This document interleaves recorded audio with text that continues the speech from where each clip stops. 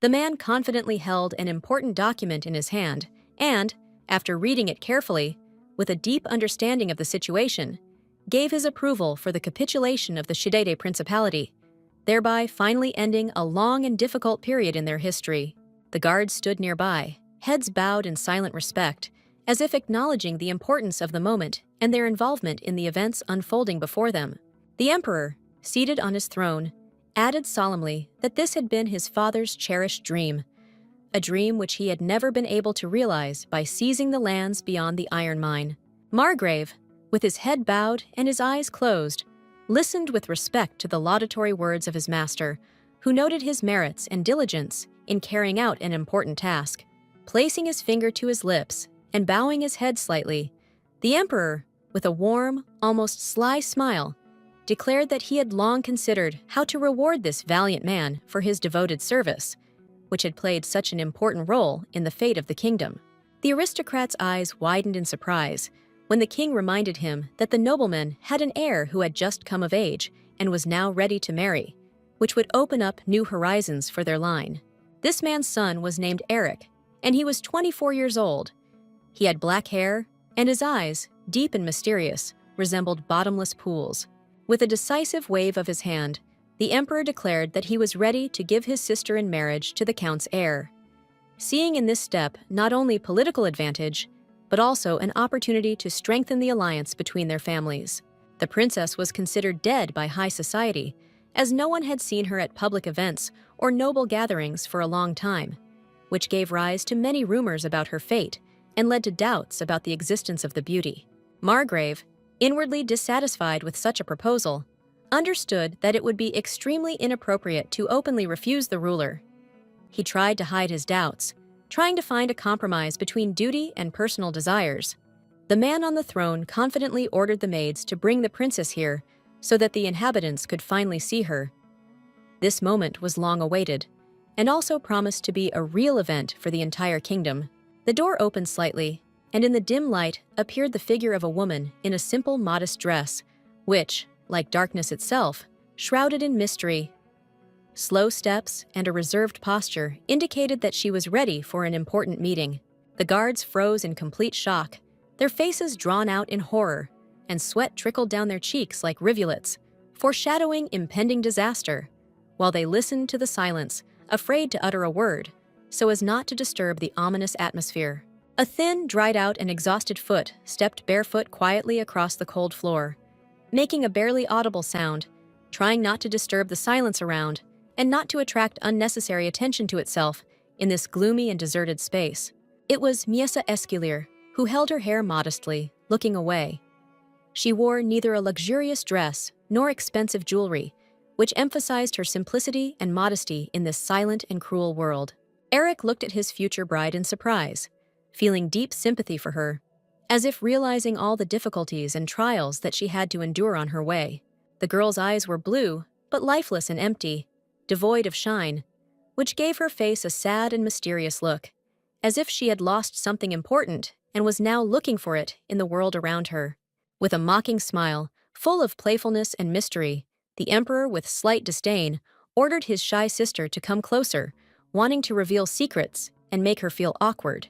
Opening her mouth, the lady made strange sounds that mixed surprise and confusion, and quickly walked towards her brother, trying to explain her emotions. On the way, she suddenly tripped over a stone and fell to the ground, and in this fall, her long hair became tangled, strands striving for freedom, gently wrapping around her legs and leaving traces behind.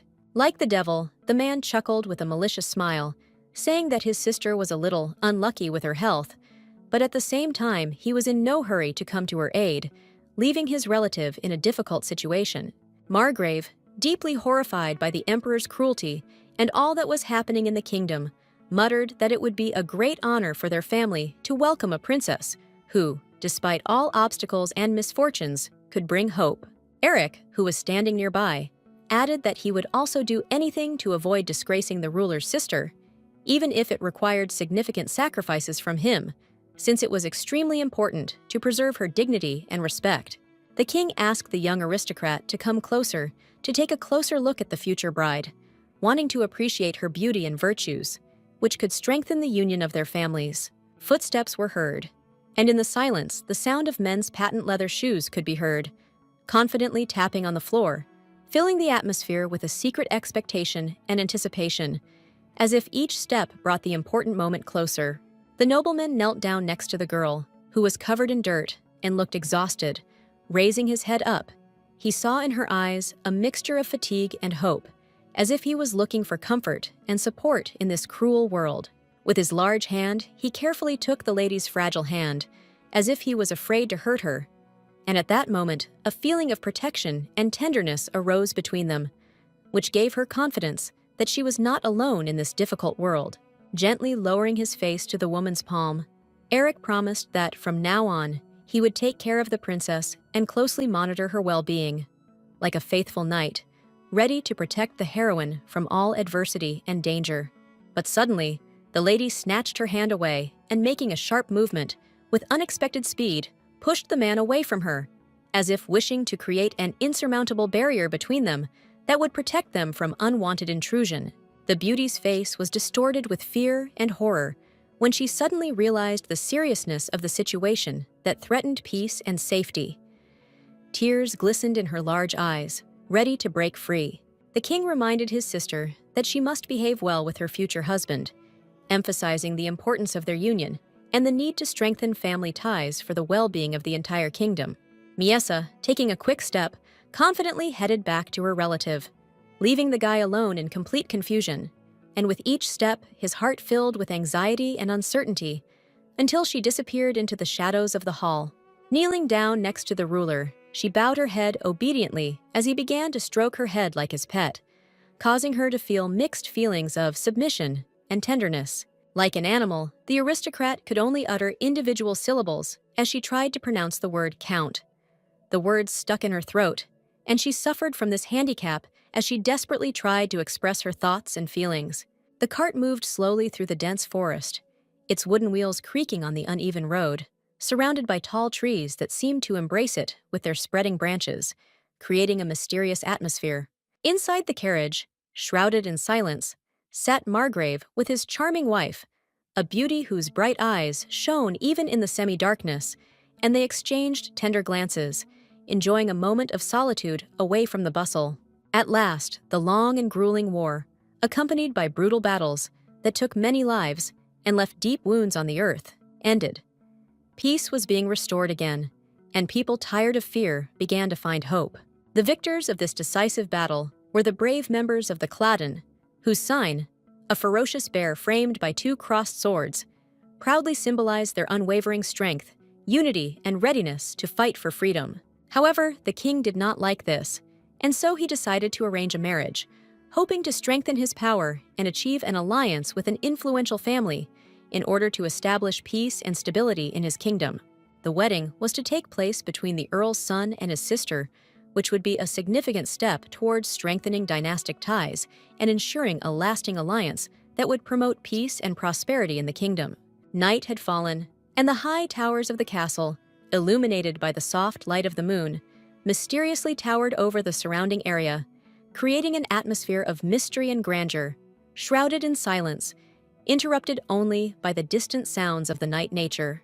The head of the family slammed his fist on the table in anger, furious that they had been rewarded with an idiot as a wife for their victory, and his rage only grew as he could not accept the fact that their family dignity had been called into question. Eric sat silently by his side, knowing that they couldn't refuse the king's offer, and the wedding had become inevitable, like a shadow hanging over them, leaving him with only a vague sense of unease about what this union would bring. With the help of cutlery, he ate slowly, enjoying every bite, trying to distract himself from the dark thoughts that constantly tormented him, and at the same time feeling how every taste reminded him that a wedding with the princess lay ahead. The man, carefully taking the exquisite, perfectly cut piece of food, reflected on the fact that, as a noble Cladden nobleman, he was obliged to follow his duties and fulfill all the requirements of his class. His cousin, a young man with expressive eyes named Amberic Cladine, discussed the upcoming engagement with members of another family with special attention and concentration, trying to take into account all the details important for strengthening their union. The father shouted loudly that they would immediately cancel this engagement, since the ruler of their country, a real tyrant, had recently behaved in an extremely unacceptable and disdainful manner, which threatened the honor of their family.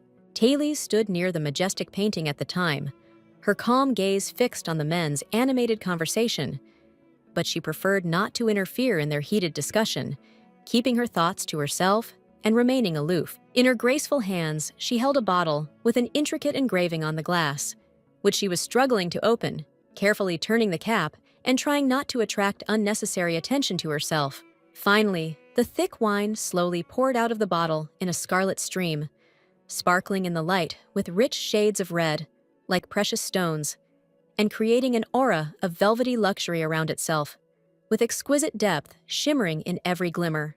The reflection of the young maiden, barely visible in the steaming tea, mysteriously asked what exactly he wanted from her and why he had decided to call her, thereby checking his intentions and testing hidden motives that might have gone unnoticed. The other two women, sitting on the sofa opposite, loudly declared that the princess should not have slept separately at all, claiming that such a decision could entail many undesirable consequences, and therefore she should be with someone. The ladies tried to convince the lady that if something bad happened to the noblewoman, the emperor would certainly become furious, and therefore they should closely monitor the young lady to avoid unwanted consequences. Feeling a migraine coming on, Thales muttered quietly that they could assign servants to her son's bride to ease the burden and allow her to focus on the important matters of preparing for the upcoming wedding. However, the ladies were against this idea because only the best, highly qualified servants, corresponding to her noble position and providing the necessary attention and care, were supposed to serve the emperor's sister.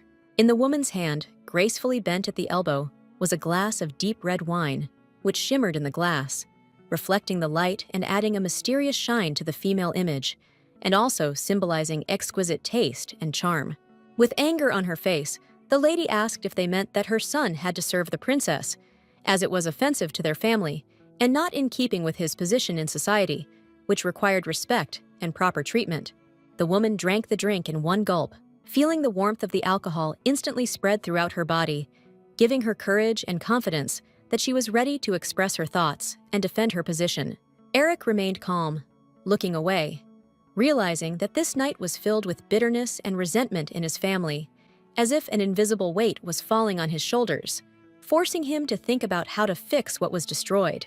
Soon the long-awaited ceremonial day arrived, when the carriage, with rich decoration and exquisite patterns, slowly and majestically drove along a winding road surrounded by green trees and flowering fields.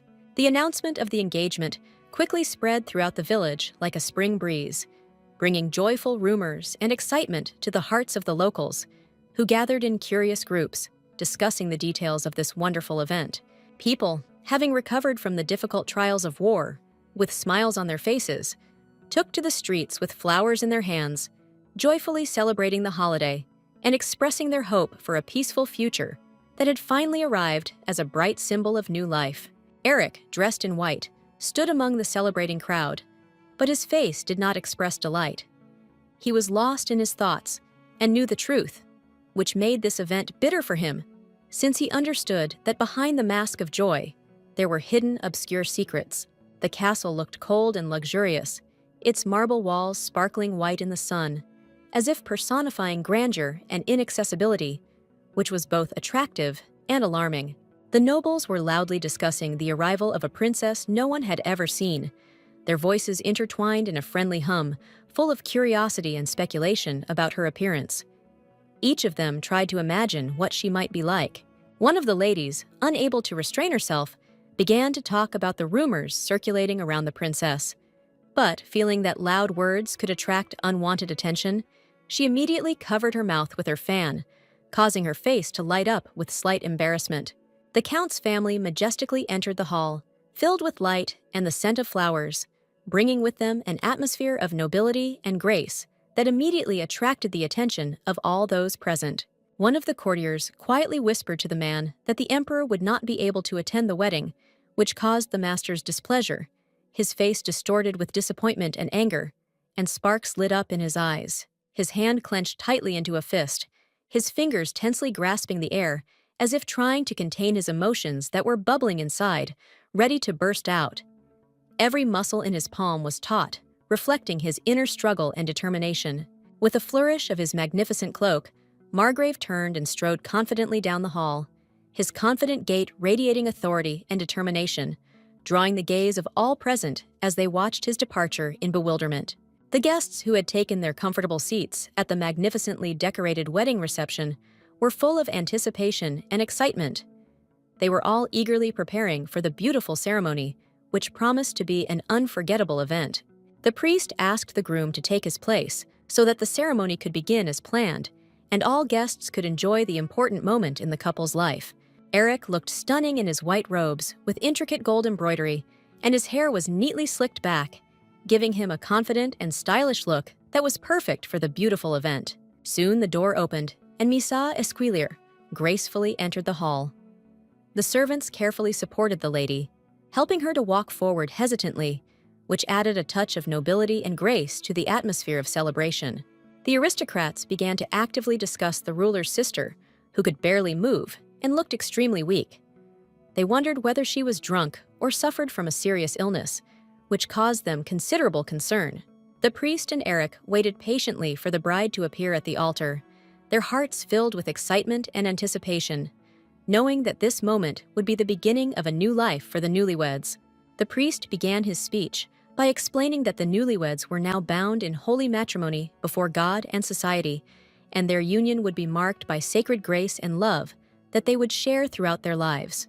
Eric kissed his bride tenderly at the end of their vows, and at that moment their hearts were filled with joy and tenderness, symbolizing the beginning of their journey together in life.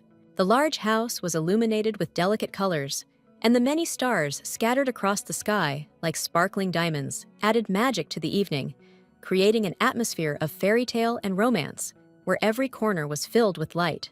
The servant stood by the young master, urgently reminding him that he should not have hurt the lady on their wedding night.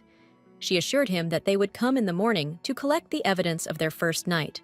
Eric said that everything became clear and understandable, but his face was covered with thick darkness, as if veiled by ignorance and deep doubts that hid his true feelings and thoughts. Inside their room, Misa lay silently on the bed, dressed in a light, airy dress.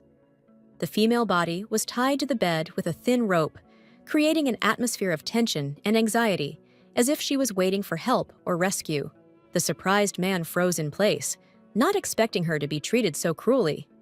His heart began to beat faster from shock and indignation, making him realize that he must immediately intervene to save the beauty from this terrible fate.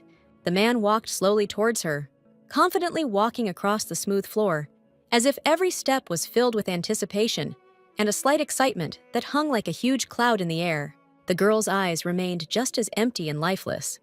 Not a single spark of hope or joy was reflected in them, and this colorlessness only intensified the atmosphere of anxiety and uncertainty around her. Taking off his robe, Eric turned to his bride and, with genuine interest in his eyes, tried to attract her attention, wanting to know what the beauty thought about him and their wedding, which had recently taken place. The noble aristocrat stopped when he noticed an empty medicine bottle on the ground that still contained enough liquid to put a horse to sleep, causing him to become slightly concerned about the consequences. The way the princess was treated, tied to the bed, and not understanding what was happening, was so cruel that even prisoners of war from another country were not treated like that. Eric gritted his teeth in anger and resentment, unable to contain the storm of emotions that rolled over him like a furious wave, filling his soul with anger and disappointment, and the lights of determination lit up in his dark eyes. With tenderness and care, he began to untie the ropes that bound the lady's legs, aware of how much the girl was shivering from the cold, and trying to give her at least a drop of warmth and relief on this not at all warm evening. The lady's legs were visibly bruised from the rough and unpleasant fabric that had rubbed her tender and pale skin hard, causing even more sympathy and a desire to alleviate the great suffering. The untied black ribbon, symbolizing freedom and liberation from shackles, fell smoothly to the ground, creating a feeling of lightness and hope for a new, brighter path.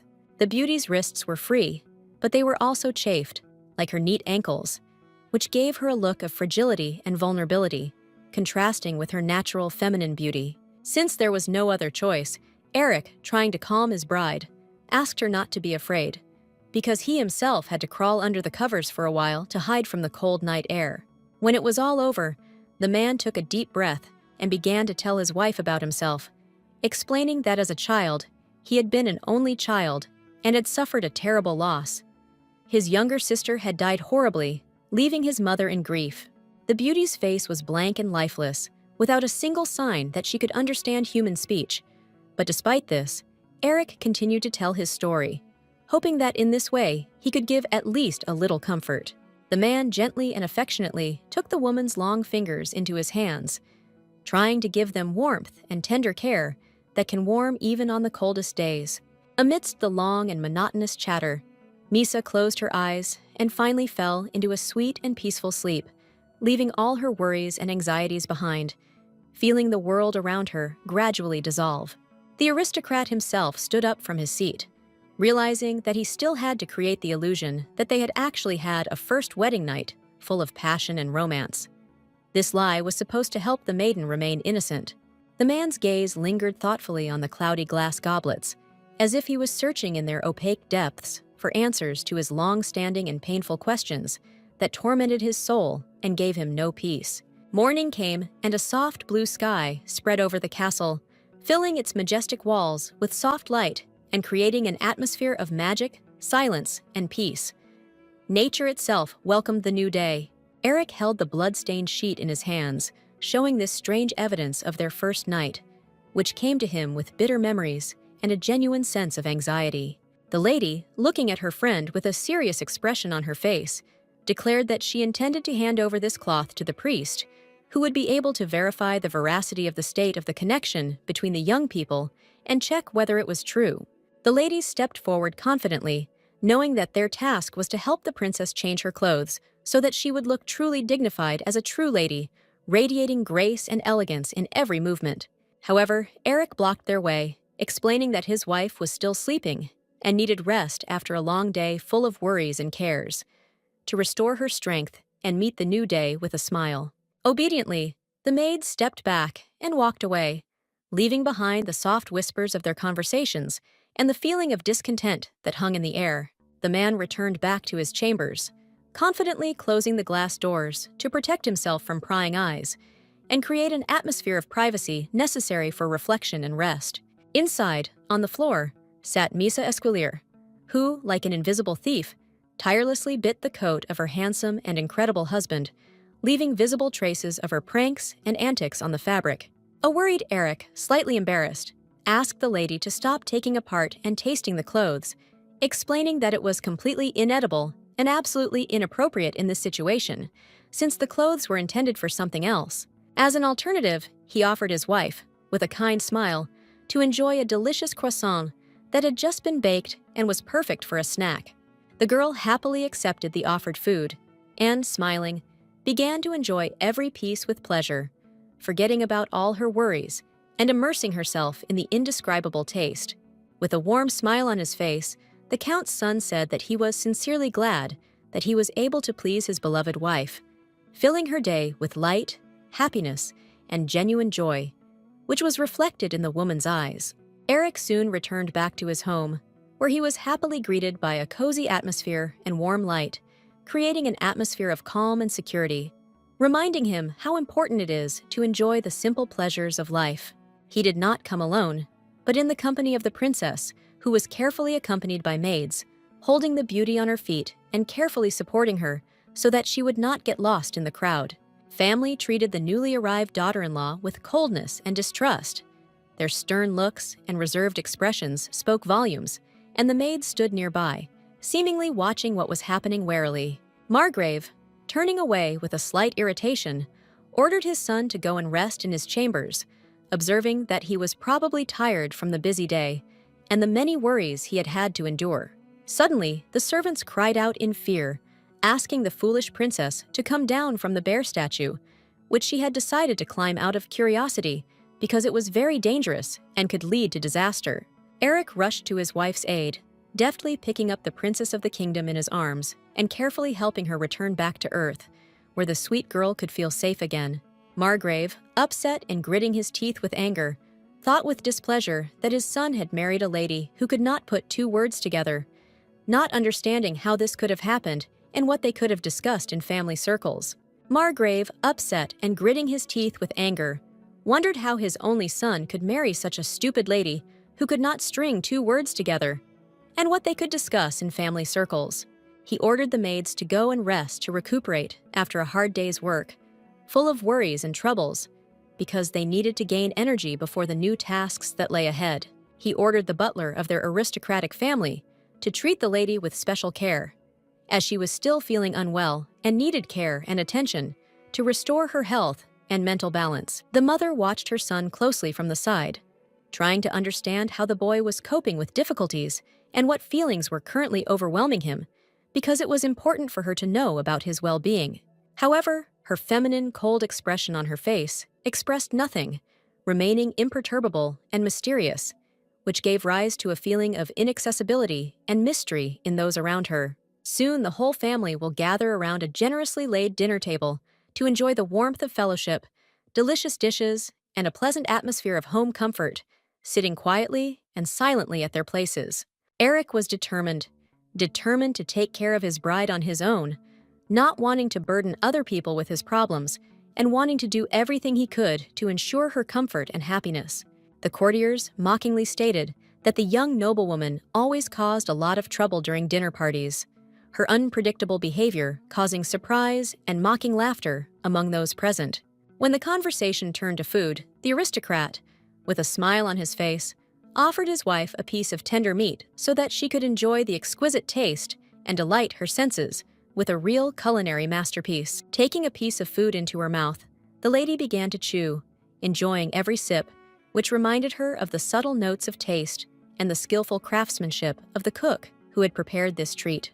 However, suddenly, Miesa, unable to restrain herself, spat the uneaten food right in her husband's face, causing shock and confusion among those present, who did not expect such an unexpected turn of events. After this, she jumped up, grabbed a plate, and full of anger, began to smash the table, throwing dishes and cutlery all over the room, causing surprise and alarm among the guests, who could not believe what was happening. Eric gently grabbed the lady by the hands and, looking into her eyes, asked her to calm down, wondering if she really didn't like the food that was served, which, in his opinion, was so exquisitely prepared. Without thinking twice, the guy stood up from the table and, with confidence in his voice, ordered the maids to give the lady time so that she could come to her senses and calm down after such a violent outburst of emotions. Margrave, overcome with unbearable anger, clenched his teeth so hard that the veins on his temples bulged. His face was distorted in a grimace, betraying the full power of rage and the deepest dissatisfaction with what was happening in the hall, where an atmosphere of confusion reigned. The man nervously fiddled with the edges of the table with his fingers, and, taking a deep breath, asked whether there was really a need to keep the emperor's sister alive, given all the risks and consequences that this could entail for their family and the entire state.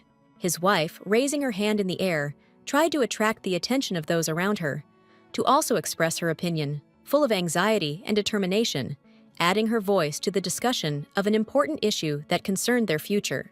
These gestures meant that if a lady of royal blood were to die, they would quickly follow her without waiting for the consequences, because they would inevitably face the sword of a ruler who would not tolerate betrayal or the slightest hint of rebellion.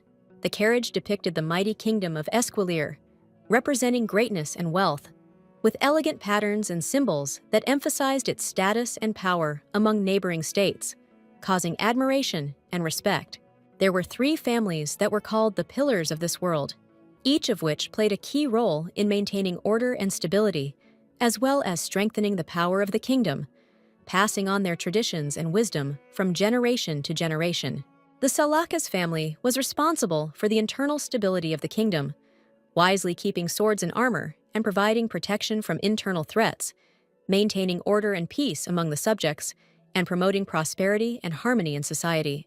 The second family, bearing the name Crispin, was responsible for internal security, protecting the kingdom with shields and strong security mechanisms to prevent any attempts at invasion and maintain peace among the inhabitants. The third family, the Claudine, was responsible for the external security of the kingdom, protecting its borders from external threats and attacks, fighting enemies, and maintaining alliances with neighboring lands to ensure stability for their subjects. It was also known that the previous ruler of these lands had 3 wives, each more beautiful than the other, representing the diversity and richness of the kingdom's culture, and each of them played an important role in strengthening dynastic ties. The first queen gave her husband a prince who would become known as the evil tyrant Mermalakan, plunging the kingdom into fear and confusion, leaving behind a trail of ruthless rule that would forever change the fate of their land. He stained the Salaka's family flag with blood under the guise of rebellion, mercilessly slaughtering many people and devastating their lands, sowing chaos and destruction that forever changed the political landscape of the kingdom. After this, he took up the swords and the crown, deciding to finish off the 2 remaining families who were not going to tolerate such cruelty. These families, uniting, began to organize a resistance, determined to restore justice. Together, they formed a secret alliance and decided that after the war was over, they would work to restore their lands and regain their lost status, full of hope for a better future and a desire to bring peace and stability back to the kingdom. However, things did not go according to plan. The Cladden family, after long and brutal battles, earned admiration and praise from the common people, who saw them as protectors and true heroes, ready to defend their rights and freedoms, which led to the growth of their influence. And the king could not ignore this situation. The man's hand clenched tightly on the table, expressing all his anger when he realized that the power of his reign was beginning to waver under the pressure of popular discontent and the support given to the Clayton family. Margrave was shaking with rage as he watched the proceedings, while his wife, sitting aloofly next to the servants, served drinks, trying to remain calm. A princess who was more like a beast with her wild behavior and unpredictability. The aristocrat thoughtfully explained that the maiden had previously been quite normal, but had lost her mind after seeing many common people die, which had left her deeply traumatized and a pitiful shadow of her former self. The nobleman, however, saw no reason for pity, being outraged by the king's behavior and his choice of a foolish princess as a wife for his son, whose antics only undermined the ruler's authority and called into question the common sense of his decisions. Now his son's position was in danger because of this idiot lady who hung over him like a shadow, constantly interfering in the affairs of the kingdom and undermining his authority with her whims, which did not give him peace and caused anxiety about the future of their dynasty. Eric remained silent, looking down at the floor, not daring to meet his father's eyes, feeling the growing pressure and disappointment emanating from him, and realizing that such a choice and attitude towards the princess had become the source of deep problems in their family. Margrave, mockingly raising his glass of scarlet wine, asked whether the Duke of the neighboring lands had decided on a desperate act, and then, without hiding his contempt, called him weak-willed, emphasizing that such qualities have no place in the political game. Yahello was the same duke, and also the king's cousin, distinguished by his wisdom, fair hair, and high status in society, which made the guy a respected figure in the kingdom, despite the ridicule and accusations. This man was needed for the coup, but after the war, he remained crippled, having lost not only his health, but also the ability to have children, having locked himself in his mansion, where he suffered from memories of the glorious past. The count jumped up from his seat, shouting loudly and angrily that everything was not going according to plan, his voice filling the room with rage and despair, expressing concern about how quickly the situation was getting out of control and how it could affect his own interests. With a quick step, the aristocrat walked away from his family, seeking refuge from the tense atmosphere and unbearable tension that filled the hall, seeking solitude where he could comprehend what was happening and perhaps come up with a plan. A red liquid poured into the glass, filling it to the brim and spilling over the edge, creating small drops around it that instantly stained the snow-white tablecloth, as if symbolizing the growing tension. Eric, who was sitting at the table by force, decided to express his opinion to his mother about the future marriage, noting that earlier it seemed impossible because the king was always very observant and did not miss the slightest details. However, without a clear heir, it was difficult to convince the nobility, and so the question arose of how long the Marquis's daughter could remain unmarried, since women's status and destiny now depended on the decision they had to make to maintain influence. Mother couldn't help but agree, adding that it seemed that the Duke's long time on the battlefield had dulled his political instincts somewhat, compromising his ability to make wise decisions in such a difficult situation. And in the conversation, they voiced the proposal to hand over the emperor's sister, a poor innocent lady who found herself in a difficult situation, as a possible alliance that could strengthen their positions and create new alliances. Looking down at his drink, the aristocrat muttered that they should first assess the situation before making any decisions, emphasizing the need for a cautious approach and analyzing all possible consequences. The mother responded by telling her son not to become too attached to his bride, emphasizing the importance of maintaining emotional distance and clarity of mind in a situation where political intrigue and twists and turns could turn against him. The young gentleman's face became surprised. His eyes were swollen with surprise, and his mouth remained closed, unable to utter a word in response to his mother's words, feeling how feelings and thoughts were fighting inside him, not allowing him to find the right words. The lady explained her thought that all men are often led by appearances, and they will have to pay too dearly for the kindness shown to the emperor's sister. The woman asked the guy not to torment his future wife. Night had fallen, and the stars were almost invisible. Only the dim light of the moon barely illuminated the towers, creating a mysterious atmosphere in which everything around was shrouded in semi-darkness. And it seemed that the darkness concealed many secrets and unspoken words. Footsteps could be heard along the corridor of the mansion. The boy walked along the red carpets. His steps made a quiet sound, absorbed by the softness of the fabric, and it seemed that every movement disturbed the peace of the night, filling the picture with anticipation and tension. Eric wondered in his mind if his dear mother hated the princess as much as he did, and wondered if her smile was just a mask to hide her true feelings. Thoughts of what was happening behind the doors of their palace haunted him. Then he remembered how the lady, defenseless and covered in wounds, lay on the bed on their wedding night. Everyone treated her cruelly, leaving her no choice and no opportunity to respond, and this image evoked a feeling of guilt and regret. The Earl's heir's attention was drawn to the loud cries of the maids from the door, where the light was burning in the darkness. They insisted that the mistress go to bed immediately. Their panicked voices awakened alarm, and Eric could not ignore these calls. While the maid lay on the bed, the maids discussed how the lady had eaten too much food that day, which was why she did not want to go to bed early. Their whispers were full of concern and bewilderment, because despite the usual rules, this evening was clearly different from others. They also loudly discussed the faces of their new masters and their strange expressions during dinner, not holding back their laughter and bewilderment, because the unusual behavior of the aristocrats caused them not only surprise, but also slight irony. Eric intervened in their conversation, declaring that he would put his wife to bed himself tonight. His voice sounded confident, but deep down he felt emotions, realizing that taking care of her was not only his duty, but also a chance to try to establish closeness between them. The lady's blue eyes turned to the guest who had entered the room. Their look was full of surprise and slight hope, as if she were looking to him for support and understanding in this difficult situation that surrounded them both.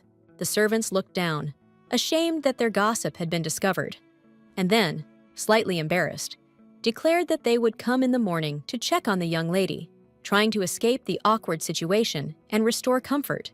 Soon, Eric was left alone with his young wife, who had been sitting silently on the bed all this time, lost in her thoughts.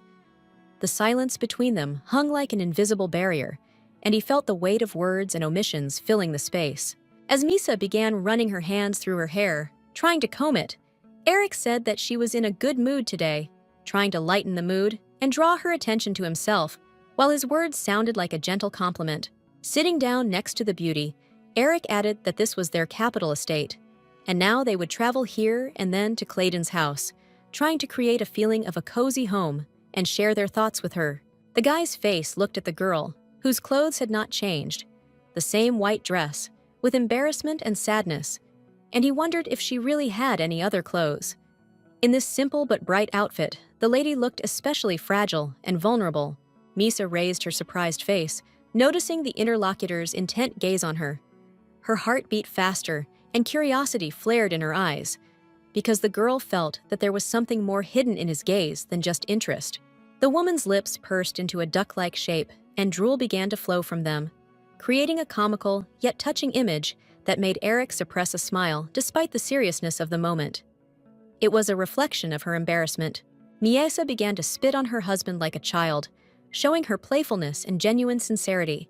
Childish behavior, although funny, reminded him that behind the mask of aristocracy, there was a fragile soul, like anyone else.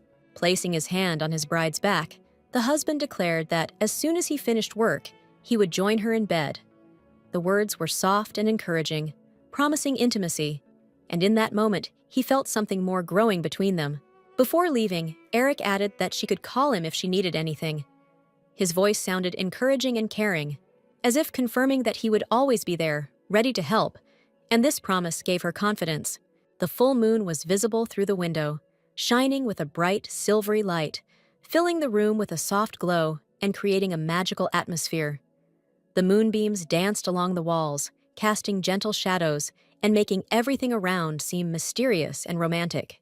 A young couple slept in a shared luxurious bed, sinking into soft feather beds and cozy blankets, as if in the embrace of a warm cloud. Their faces reflected calm and trust, and the gentle sounds of the night enveloped them, creating an atmosphere of harmony. A light breeze gently rustled through the light curtains, creating a wonderful mood filled with freshness and lightness, so that the curtains, enchanted by this breath, began to sway smoothly in the rhythm of its touch. Suddenly, there was a roaring thunder, accompanied by a fierce thunderstorm, and Miesa opened her eyes in complete horror, feeling her heart beat faster from sudden fear and anxiety. Instead of falling asleep, she watched her sleeping husband closely, never taking her eyes off him, and feeling the world around her dissolve into the silence of the night. The guy tried to find out if the woman had hidden patrons or lovers, but found nothing. So he decided to keep his little investigation secret to avoid unnecessary questions and suspicions. But after the end of the war, his father brought this girl here, making her his lover, which caused him internal discontent and bewilderment, since he could not understand what exactly attracted his parent to this girl. Eric decided to immediately inform his mother, through the headmaid, that Margrave had taken a second wife, as he considered the news too important to leave this event unnoticed.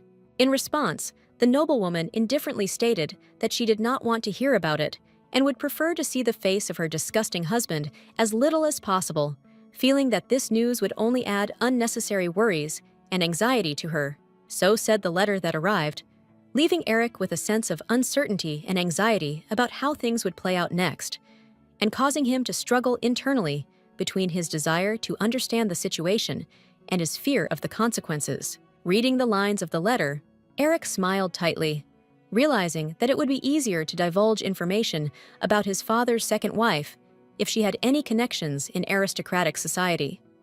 However, he realized that nothing of the sort existed. The paper was thrown down on the table with irritation, as if it had become a symbol of all those worries and problems that Eric did not want to endure any longer, and which he had to deal with. Laughing, the man leaned back into the wooden chair and realized that he could not provide any evidence to support his suspicions, leaving the boy in a situation of uncertainty and frustration. The mother's reaction was entirely justified, since her relationship with her rude father had always been very strained, full of misunderstandings and hidden grievances, which made her especially sensitive to such news. Suddenly, Eric's eyes widened in shock as he saw movement on one side, and his heart started beating faster in surprise, causing him to become alert and pay attention to what was happening around him. It was Misa, who had woken up and was now sitting up in her bed, rubbing her eyes slightly and looking at her husband in bewilderment, as if trying to understand what had happened and why he had changed his expression so suddenly. Without thinking twice, the beauty stood up and headed towards the desk where her husband was sitting, confidently stepping towards him, thus wanting to find out the reason for his surprised look and find out what had him so excited. Eric, sitting in his chair, wondered if he should have said anything to his wife, and came to the conclusion that it would be better for her to go back to bed and continue sleeping rather than face a reality full of worries and nightmares. But Misa did not listen to him. Instead, she extended her hand and placed it on her husband's bare shoulder. The beauty wanted to establish close contact with him and make it clear that she was ready to support him in any situation, no matter what. After this, the beauty sat on her husband's lap, clinging to him to show her support and closeness, and in her eyes one could read the desire to understand his experiences and share all his worries with him. The woman's hand began to sort through the documents on the table, carefully and with interest, looking through the papers, as if she was looking for something important that could help solve problems and sort out the misunderstandings that had arisen. Taking one of the papers in his hand, Eric asked with a smile if she was curious, adding that in his opinion it was more boring than exciting, and looked at her mockingly, hoping to amuse his wife. Misa giggled happily, tearing the letter into small pieces as if playing with it, enjoying every second of this funny process and allowing herself to plunge into a carefree mood. Looking at the girl from behind, he suddenly realized that until this moment, he had never thought about the fact that he would be able to spend time with her until the end of his days, enjoying every moment that they could share together. When the boy was first knighted with a sword, he was filled with a deep sense of responsibility and duty to his country, realizing that now on his shoulders lay not only honor, but also the duty to protect those who need protection. But reality hit him with unexpected force, like cracked glass, and all his dreams instantly shattered into pieces, leaving only the bitterness of disappointment and the realization that life sometimes turns out to be much tougher than expected. It eventually turned into a tense game of chess, with the two families relentlessly vying for power, using every strategy and maneuver to gain the upper hand, like pieces on a board that moved according to carefully thought-out plans. Running his hand over the torn paper, Eric realized that none of this really mattered. The main thing was that his wife liked it, because her happiness became the most important thing, and the husband was ready to overcome all obstacles for the sake of seeing a woman smile. Gently embracing the lady's shoulders with his arms, the man thought about how he had not previously placed great hopes on his relationship with the woman, because he had always been used to carrying everything on his shoulders, relying only on himself, and now his heart was filled with warmth. Suddenly, Misa noticed a coat of arms on one of the sheets of paper, and full of curiosity, pointed at it with her finger, as if trying to unravel the mystery hidden behind it. Her eyes sparkled with interest, as if she were opening a new page in a fascinating book. When she wanted to touch it, Eric quickly grabbed her hand, not allowing her to tear up this important document, realizing that the contents contained important information sent from the nobles. Approaching her from behind, Eric resolutely told her to immediately stop what she was doing, because her patience was running out, and the handsome man could no longer stand aside. Holding the paper high so that the stupid Miesa could not reach it, the smart man sternly added that this thing could not be touched, because it contained important and confidential information. With her small hands and small stature, she tried to reach for a bright picture that was out of her reach, causing a feeling of anxiety and a desire for what seemed out of reach.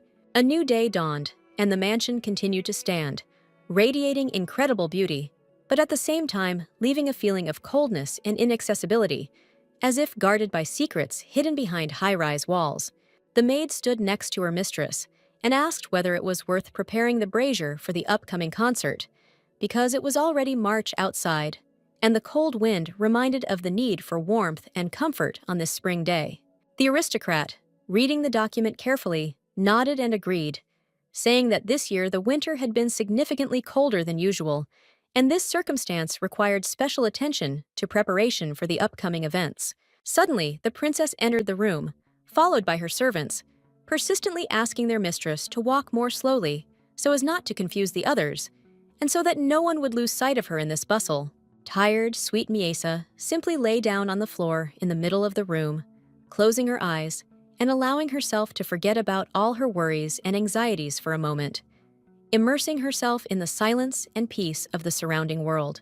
The lady of the house's maid could not help but notice how the lady addressed the princess as if she were a stranger and not part of their family, which betrayed the tension in the relationship and created the feeling that some secrets were hidden between them.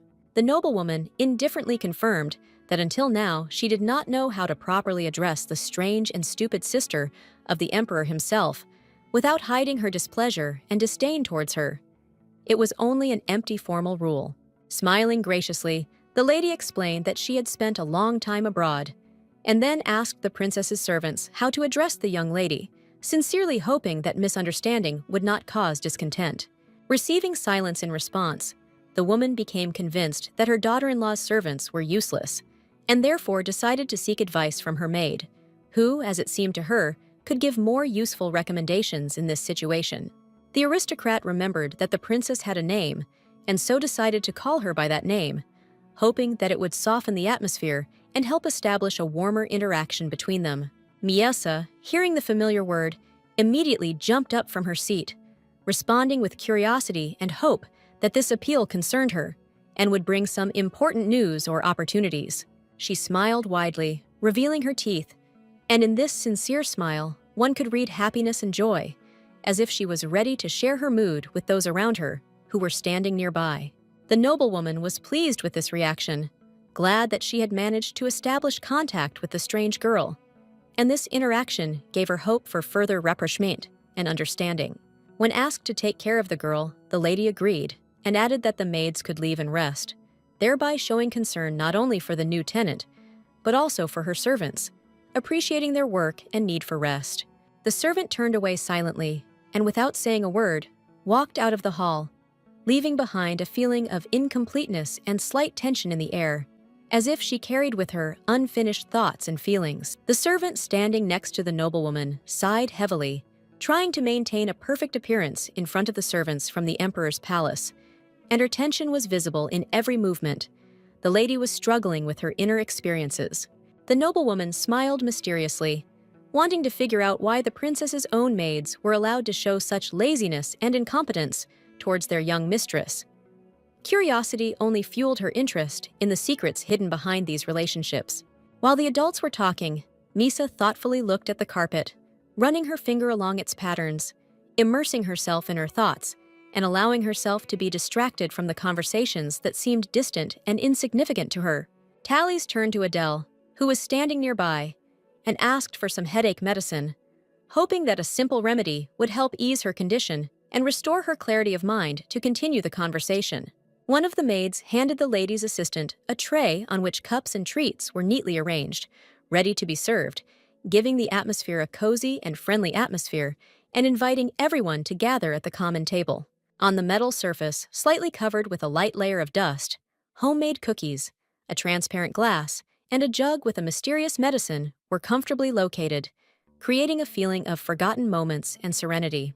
Adele expressed her sincere gratitude to the servants, noting that they had done an excellent job, filling her heart with warmth and appreciation for their work. At this time, Misa had already settled comfortably at the feet of her mistress, like a faithful pet, immersing herself in an atmosphere of peace and comfort, and with a serene expression on her face, enjoyed the warmth and care in this quiet house. The maiden, sincerely striving for affection and warmth, gently lay down on her mistress's lap, and she, with a kind smile, allowed her to enjoy this moment of closeness and care, creating an atmosphere of comfort and mutual understanding. The maid was anxiously worried about her mistress and her headache, but was interrupted by the lady, who loudly declared that the princesses must be about 20 years old, emphasizing her certainty on this matter and interrupting all other thoughts.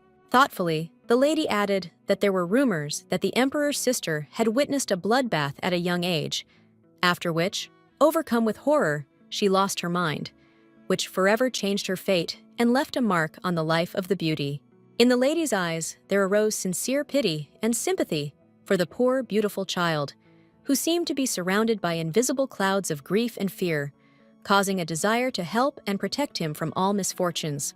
The maid watched in shock and silence as her mistress, who had previously been cruel, suddenly changed her attitude to be kind towards her son's bride, as if magically overcoming her previous prejudices.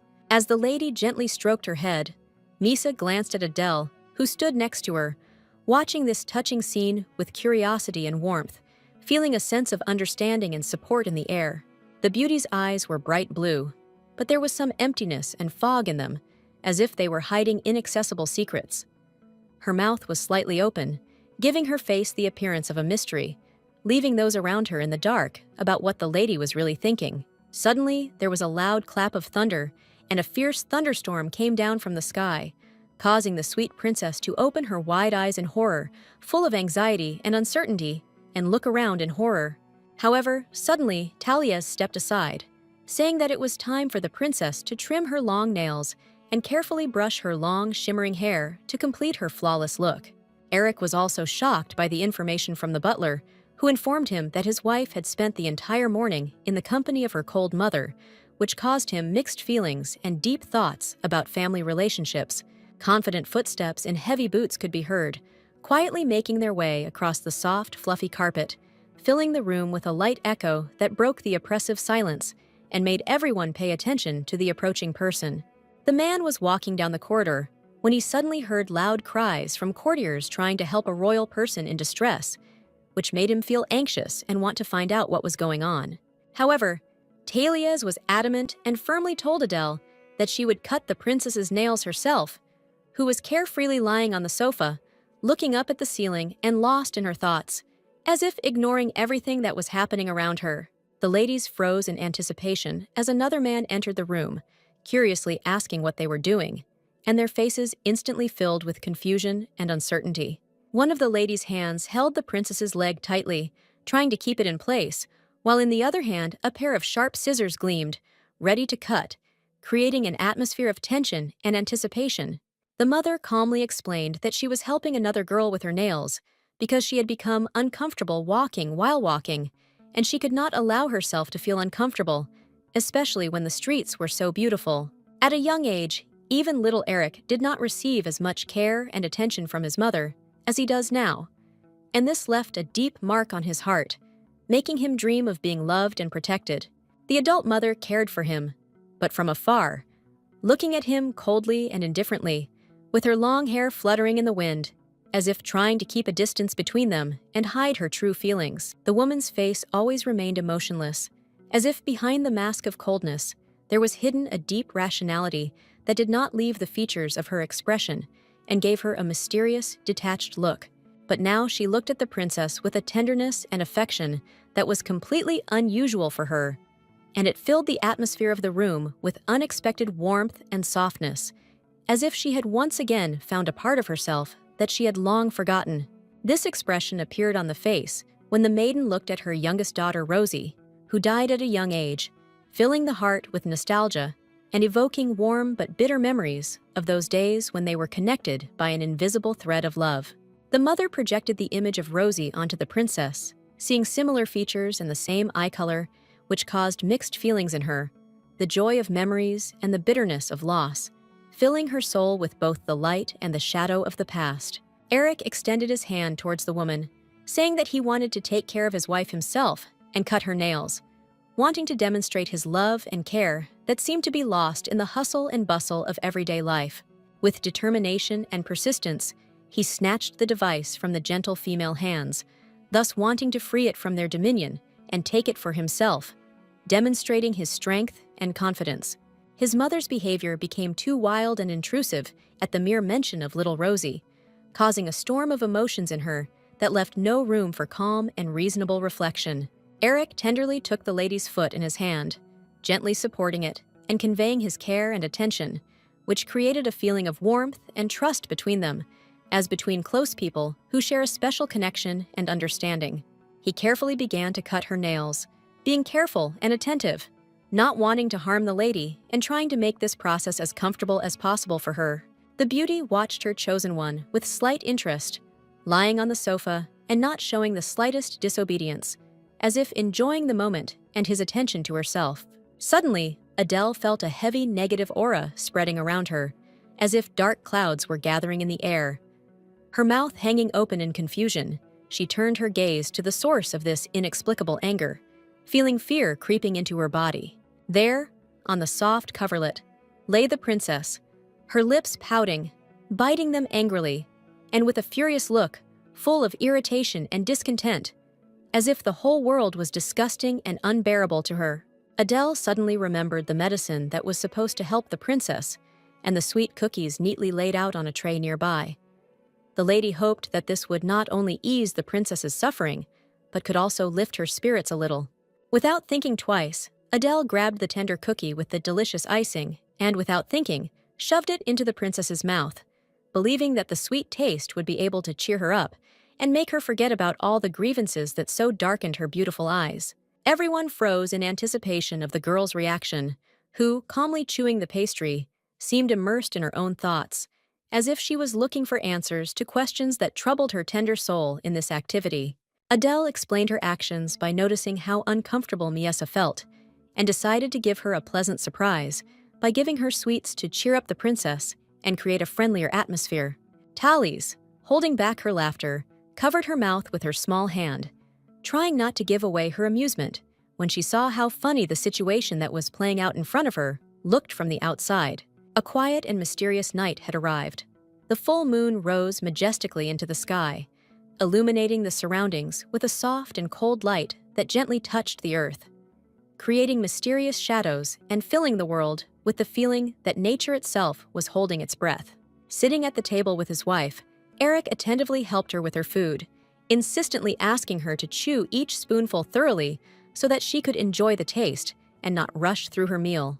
The girl ate carelessly. Her beautiful face was stained with the remains of the soup, and pieces of food froze on her plump cheeks, giving her a funny and defenseless look that involuntarily made those around her smile. Wiping the frowning girl's face, Eric couldn't understand why his mother saw her as Rosie and was so concerned about her well-being, as if this girl was something important and integral to her. The butler bowed his head and with sincere respect apologized for the fact that they were a little late in serving the roast quail, explaining that everyone tried their best to make the dish perfect. Such a ruddy and golden chicken with a crispy crust, carefully placed on the table, filled the air with a magnificent aroma that beckoned and fascinated, causing an indescribable feeling of hunger and anticipation of a delicious dinner. Eric thought to himself that during the meal, Misa had been surprisingly calm, showing no signs of nervousness or embarrassment, giving the impression that she was completely relaxed and enjoying the moment. However, glancing at her, the man noticed how the girl had cowered in her chair, clutching her head with her hands and frozen, as if in pain, which betrayed her inner state and reminded him that deep emotions were hidden beneath her calm exterior. Eric extended his hand with a worried expression, asking if everything was okay. But Misa only pushed away from the table in fear and horror, and the chair the lady was sitting on began to fall back along with her, creating a feeling of complete confusion. Her hand reached out to the roast quail with horror, as if she wanted to knock the dish over and remove it from sight, trying to get rid of the obsessive sight that was causing her anxiety and worry. Rising from his seat, Eric headed for the door and ordered the new dish to be removed from the table. The maids had lied to him in the past, claiming that the princess had no food she didn't like, but now he realized that wasn't entirely true, and his anxiety only grew. Miesa was breathing heavily, pressing her hands to her chest, trying to catch her breath and calm her rapid heartbeat. Anxious thoughts mixed with panic, covering every cell of her body, not allowing her to focus on the surroundings. The weather was fine, and the wind gently rustled the leaves on the trees, creating a melodic whisper that reminded us of the approaching autumn and gave us a feeling of lightness and harmony. The maids, while performing their household duties, persistently asked their mistress to get up from the cold floor, worrying that she might catch a cold and get sick, because caring for her health was the most important thing to them. The beauty herself lay on the floor, carefreely playing with a ball of yarn, like a kitten, completely oblivious to the surroundings and circumstances, enjoying a moment of freedom and serenity. Realizing that they would not be able to convince the lady, the maids laid out a soft blanket so that the beauty could lie comfortably on it, providing her with at least some protection from the cold and creating more comfortable conditions for her play. At this time, the servants quietly wove gossip about their mistress, who might or might not understand something, noticing her strange habits and behavior, which added intrigue and interest to her personality among the others. One of the maids with freckles began to parade in front of her young husband, who always held his wife in his arms like a child and cared for her with such tenderness that their relationship aroused admiration and envy in others. The servant looked disapprovingly at her colleague, who hinted that the gentleman had strange tastes in girls, and shook her head doubtfully, not understanding how such things could be discussed in their circle. Another girl, with large dark eyes full of care and tenderness, said pitifully that it would be wonderful if their princess would get some warmer clothes, as the air was gradually becoming cool and unbearable. Miesa, clutching a ball of bright threads in her hand, closed her tired eyes, and, feeling a slight warmth, relaxedly sank into a sweet, serene sleep on a soft blanket, drowning in her dreams of adventures and distant lands. Suddenly, a brilliant idea came into the maid's head, and she suggested that the young lady wear a bib so as not to get dirty so often during meals, as this would greatly facilitate the process of eating and keep the outfit in impeccable condition. A group of other maids, clearly less well-disposed towards the princess, cast cold, irritated, and displeased glances at their colleagues. They watched with visible disdain as the others showed concern and concern. During the training, the men fought fiercely with swords, honing their fighting skills and striving for perfection in every move. Their blows sounded powerful, and the concentration and tension in every look spoke of complete dedication to this art. Eric sighed, covering his face with his hand, looked up tiredly, realizing that lunchtime had long passed. A slight hunger reminded him of the missed meal, but the day had been so full that there was simply no time left for food. A memory of his wife, who had once been genuinely upset by a modest dinner, consisting of only one quail, suddenly popped into his head. And now Eric was overcome with excitement and concern for her well-being. Deciding to finish his training as quickly as possible, the man walked quickly through the corridors of the mansion. Doubts about the professionalism of the maids flashed through his mind, and worries about whether they were performing their duties properly did not leave him. The boy's eyes widened in surprise when he learned that Miesa, who had such a bright personality, was in the maid's workroom, where her presence seemed completely out of place and unexpected. After this, he was even more discouraged to learn that before this, the beautiful girl had fallen into the stream because she was so engrossed in watching the fish swimming in the water that she did not notice how she had lost her balance. With a smile on his lips, Eric felt happy that Miesa was busy all day playing with the man's mother under her strict but caring supervision, thanks to which she was not exposed to any danger and could enjoy a carefree childhood. The butler, standing nearby with an impassive expression on his face, quietly hinted to the gentleman that the lady did not like the chapel very much, and his tone suggested that this might cause discontent and lead to further discussions. Miesa was already much more relaxed about the boy's sweet mother, having become accustomed to her strict but caring manners, and could now easily communicate with her without experiencing the same anxiety. But as soon as they arrived at the chapel, the princess suddenly began to act restlessly, cowering on her knees, and because of her nervousness, it was decided to take her outside the door to the maids so that she could calm down a little. If there were sweets, they might appease the young lady who adored delicious and unusual desserts, and this might help her relax and distract herself from the worries tormenting her at that moment. Eric, determined to make the atmosphere in the house more pleasant, ordered the butler to always have fresh pastries on the table from now on, and to never run out, because he knew how important it was for Miesa and her good mood. The man bowed his head respectfully and replied that he would definitely monitor this in order to fulfill the order and ensure the uninterrupted availability of favorite baked goods that could please all family members. It was a cool day outside, and darkness reigned outside the window, and two figures sat at the table, deep in conversation, with glasses of wine in their hands, creating an atmosphere of coziness and warmth on this cold evening. The maiden's mouth was wide open in anticipation of finally being fed, and her eyes shone with sincerity and hope, as if she believed that soon a taste pleasure would be her reward for her patience. Eric happily fed his wife with a fork, glad that she had a good appetite today, and he felt how this simple joy brought them closer, filling the atmosphere with warmth and care. While cutting the steak, the man also hoped that the lady would appreciate the taste of the piece of meat, which was juicy and exuded an appetizing smell, filling the air with a delicious aroma, causing a desire to enjoy every bite. Taking the food on the cutlery, Eric, with a gentle smile and warm look, asked his wife to open her mouth, full of hope that she would appreciate the taste of this delicious dish and get real pleasure from every bite. A piece of food fell on the beauty's dress, and Eric, noticing this, carefully said that everything was fine, assuring her that he would help remove the dirt from the fabric, trying to do everything possible so that she would not be embarrassed and felt comfortable. After asking his wife for forgiveness for the trouble, Eric carefully raised his hand to remove the meat from her modest dress, trying to do it as carefully and delicately as possible so as not to cause her inconvenience and to maintain the atmosphere of a cozy dinner. When Miesa opened her mouth to grab the food from the guy's hands with her teeth, he raised his palm higher, not allowing the beauty to bite, and with a slight smile said that first, you need to properly present the treat so that the lady can enjoy every piece. Eric insistently explained that the food was no longer fit to eat, and with a caring expression on his face, he promised to cut her a new piece that would be fresh and delicious, so that the beauty could enjoy it without any inconvenience. Disheveled and offended, the princess grabbed the guy's wrist with her palm, angry that he took away the food, and her eyes sparkled with displeasure, as if she did not understand why he did this when she just wanted to enjoy the taste of the dish.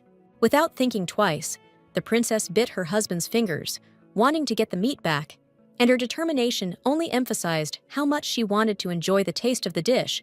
Despite his attempts to limit her, Eric, shocked by his wife's unexpected action, jumped back, removing his hand and barely containing his surprise, and with a startled expression on his face, looked at her attentively, not believing that the lady could act like that in response to concern. Miesa also stared at the aristocrat in bewilderment, not understanding what she had done wrong and why he was behaving so strangely. And in his big eyes, one could read genuine surprise, because she only wanted to enjoy delicious food, as before. The girl's face became hurt and dissatisfied, and her aura itself changed, filling with a feeling of bad irritation that could be easily felt. Tension hung in the air, creating an atmosphere full of misunderstanding and confusion.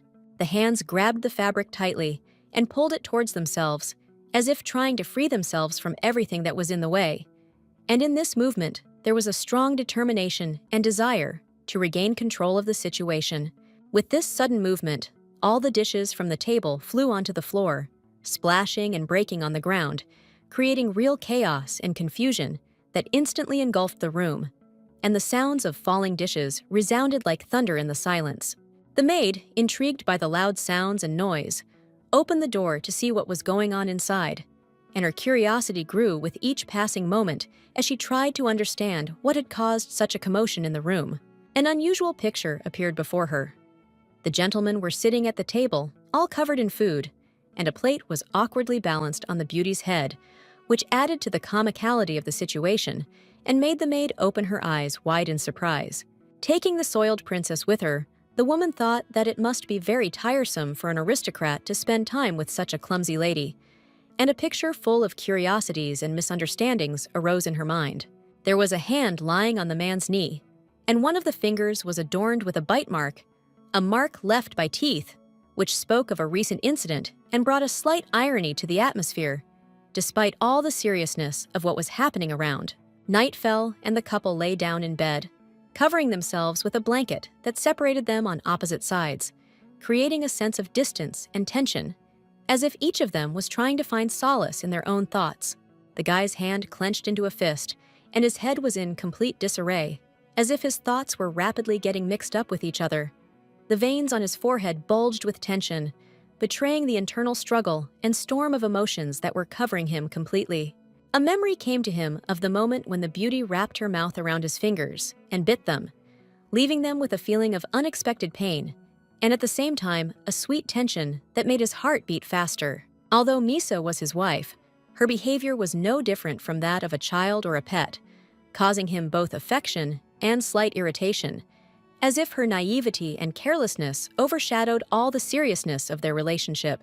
Red with embarrassment, Eric covered his forehead with his hand, realizing that he should never have considered his wife as a lover, because it was wrong and caused internal contradictions that he could not ignore, disrupting the harmony of their marriage. Adele stood there, serving her masters, and reminding them that there was a poetry evening coming up on Wednesday, which promised to be crowded. Because of this, the princess would most likely be embarrassed to attend the event. The mother, seeing her son's questioning look, calmly replied with a smile that they simply had to be present at this event, emphasizing the importance of such social events for their status and reputation in society. The woman looked imperious and serious as she said that there would be hyena nobles at the event who were only waiting for them to show weakness. That was why they had to show their strength and confidence to avoid giving rise to gossip. A poetry evening sounded appealing, but in reality, the event brought together wealthy women who, while drinking tea, discussed the country's corruption and the affairs of the royal family, turning what was originally a cultural event into a place of gossip and intrigue. This time, the Cladden family was to host the event, and the servants were running around the house with frantic zeal, doing household chores, trying to provide the perfect atmosphere for the party and satisfy all the whims of their masters. What worried Eric most was the arrival of the Marchioness Crispin and her only daughter, Lakin, as their families had not communicated for a long time, and this was the first meeting in a long time. The tension was growing, as he knew that great hopes were pinned on this meeting. Under the watchful gaze of her son, the mother tenderly asked her daughter-in-law if she would like to take a walk through the greenhouse together, offering to enjoy the beauty of the flowers and the fresh air to take her mind off the worries associated with the upcoming event. Thales, unable to contain her laughter, cheerfully compared the aristocrat to a nanny who was overly concerned about her daughter. On the shoulders of this man lay a great responsibility for her safety and well-being. After this, the woman invited her son to also walk with them and enjoy the beauty of the greenhouse, but the man politely declined, citing many urgent matters that required his full attention. Misa, chewing a cookie, looked absently at one point, immersed in her thoughts, which seemed incomprehensible and mysterious to anyone, as if she was traveling to another world, far from reality and the bustle around her. The orangery was spacious, with high ceilings and bright light coming through the large windows. The foliage of the trees smelled pleasantly fresh, and the fragrance of the flowers filled the air with a sweet and soothing fragrance. People worked hard, moving things and plants around the greenhouse, creating a harmonious order, while the husband tried to persuade his wife to follow him. She was capricious, stubborn, and insistent on her own way. Miesa, wearing a new dress with exquisite embroidery, joyfully raised her head, looking around the new and unfamiliar place with delight. Unable to contain her emotions, she suddenly rushed forward, full of enthusiasm and curiosity, ready to explore everything around. The courtiers could not take their eyes off their mistress, who behaved like a child, with a sincere delight and carelessness inherent only to the very young. Her innocent and playful manners attracted the attention of all present. While the princess was enthusiastically examining the unusual flowers, the servants asked the mistress of the house about her opinion about the greenhouse, hoping to receive approval, because the creation of this beautiful corner of nature was the result of many months of work. Eric, standing behind, enjoyed the sight of his joyful wife, feeling a strange calm and peace, watching the lady's happiness and carelessness as she looked with delight at the bright flowers and delicate petals. Miesa, fascinated by the multicolored tulips, gently touched their bright petals with her fingertips, as if wanting to remember every detail and feel all the charm of their velvety texture, while her eyes shone with delight. One of the housemaids greeted her young mistress with a smile on her face, carefully holding in her hands a small cage in which was a beautiful bird, chirping and fluttering its bright feathers. The bird twitched its white tail. Its plumage was uniform, creating an impression of serenity, as if it were part of the very tranquility of nature, bringing lightness and joy to the atmosphere. A small bird with bright, intelligent black eyes stared ahead thoughtfully and intently, pushing its beak between the cold metal bars of the cage, as if trying to discern something mysterious and attractive in the world. Misa froze in horror, staring at the pet with an expression as if the blood in her veins had frozen and her face had turned deathly pale.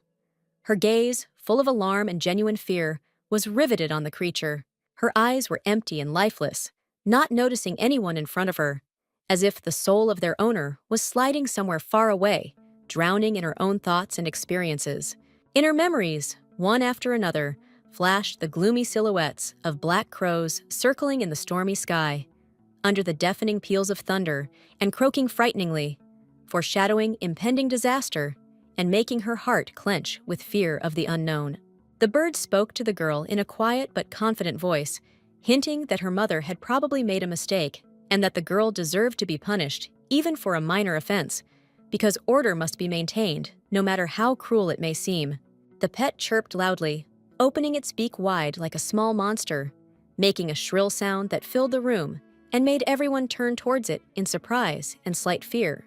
Covering her face with her hands, the girl let out a loud scream filled with horror and fear that echoed throughout the room, causing the hearts of everyone around to stop from an indescribable feeling of anxiety and worry.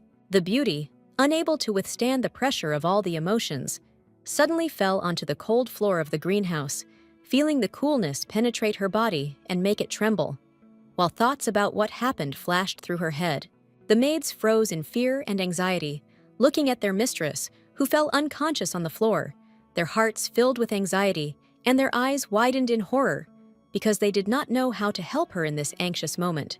Thales, turning sharply to the side, heard a heart-rending scream, not expecting such a sharp and painful sound that spread throughout the greenhouse, causing her a feeling of horror and anxiety for the fate of her mistress. Eric, without thinking, rushed to help his wife, desperately clearing the way, scaring away people who stood in his way, and trying to get to her as quickly as possible, feeling in his soul growing anxiety and fear for the safety of his beloved. Gently grabbing the lady by the shoulders, the guy asked with sincere concern if everything was okay with her. Tears dripped from her blue eyes, slowly flowing down her cheeks and leaving wet marks on them, and the man's heart was filled with anxiety for her mental state. The girl rushed to embrace the aristocrat, hoping to find in him a reliable support and encouragement that would help her cope with the growing fear and anxiety that filled her fragile heart at this difficult moment. The princess trembled all over, overcome with cold and fear, desperately hoping for consolation, pressing herself against the warm body next to her, seeking in this embrace reliability and protection from the worries that tormented her soul at this tense moment. The uncomprehending nobleman asked in bewilderment why she had reacted so strangely, his voice sounding full of sincere surprise and slight anxiety, because he could not understand what had happened and what had caused such a violent reaction in her. One of the maids coldly stated that the princess apparently did not like birds, her hoarse voice sounding ironic, as if she was trying to explain her mistress's strange behavior, leaving a feeling of discontent and misunderstanding in the air. The girl with a white scarf on her head, overcome with fear, quickly hid the cage with the animal behind her back. Her beautiful face expressed excitement, and she tried not to show her confusion, hoping that no one would notice the panic that had arisen. Thales was extremely unhappy that they had not informed her of the princess's fear in advance, and did not understand why they had traveled all the way to the border, if only to frighten the lady, leaving her in the dark and making her feel in a difficult position. The maids were unimpressed by such words, and coldly stated that they took care of their mistress every day, so they simply forgot to mention such a small thing, and the Claydine family's house had already made such a fuss that it seemed ridiculous against the backdrop of their daily routine. Adele was extremely indignant at such outrageous claims and excuses from the servants, and, filled with discontent, opened her mouth, ready to say everything she thought about the situation, to express her emotions and put an end to this absurd conversation. Eric silently held the princess tightly to him, wanting to protect her from anything that could hurt her, while his mother maintained an oppressive silence, creating an atmosphere of anxiety and tension around them, each of them experiencing their own fears. Miesa began to sob loudly, tears streaming down her cheeks, flooding her face, and leaving traces of grief that expressed immeasurable suffering and depression, plunging the lady into a world of despair and pain. In the end, it was decided that Eric would take his wife and take her to a calmer place, carefully carrying his lady in his arms, trying to surround her with care and protection, to calm her down and give her the opportunity to escape from the disturbing situation. Carefully wrapped in her husband's cloak, Misa could not hold back her tears, and, all red from worry, howled loudly throughout the garden, pressing her hands to herself as if she was seeking consolation in her own arms, trying to cope with her inner grief. The aristocrat solemnly announced that from that moment on, there would be no birds in their mansion, emphasizing the seriousness of his decision and striving to create an atmosphere of calm and order that could help everyone get rid of worries and anxieties. The lady suddenly put her hand behind her husband's back, and her fingers pointed towards the garden, as if she wanted to draw his attention to something important that was happening outside their conversation.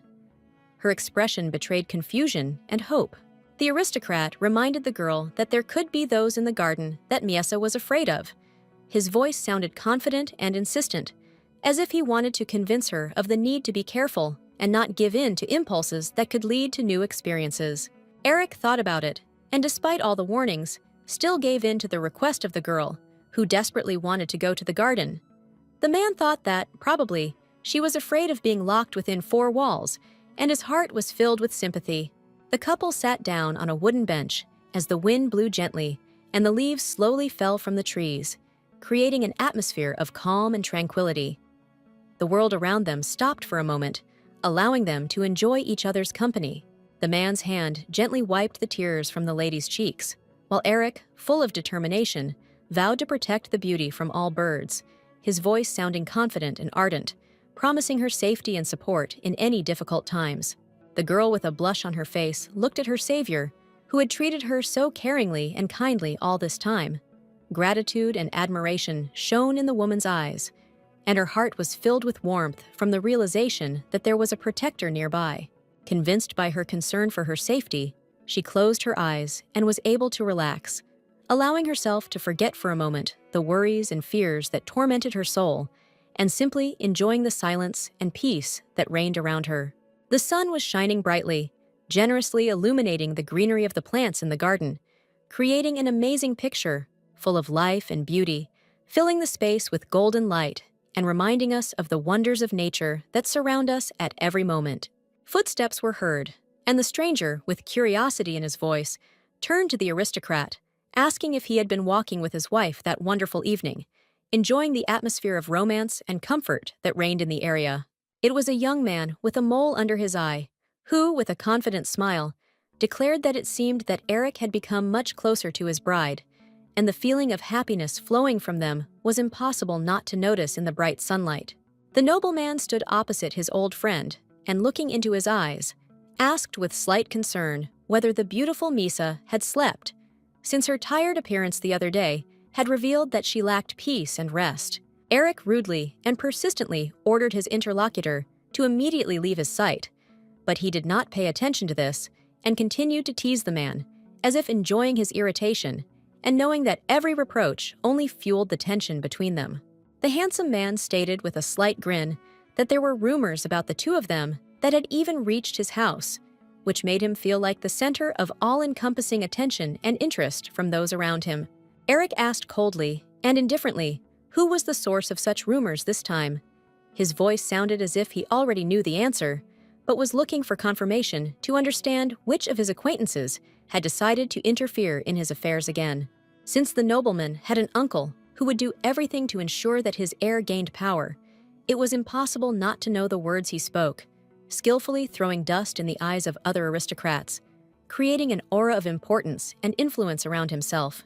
The boy raised his head to the heavens and, with a slight melancholy in his voice, muttered that it was a maid with bright red hair who had arrived from the capital, whose presence seemed to bring with it a whisper of new rumors and intrigues.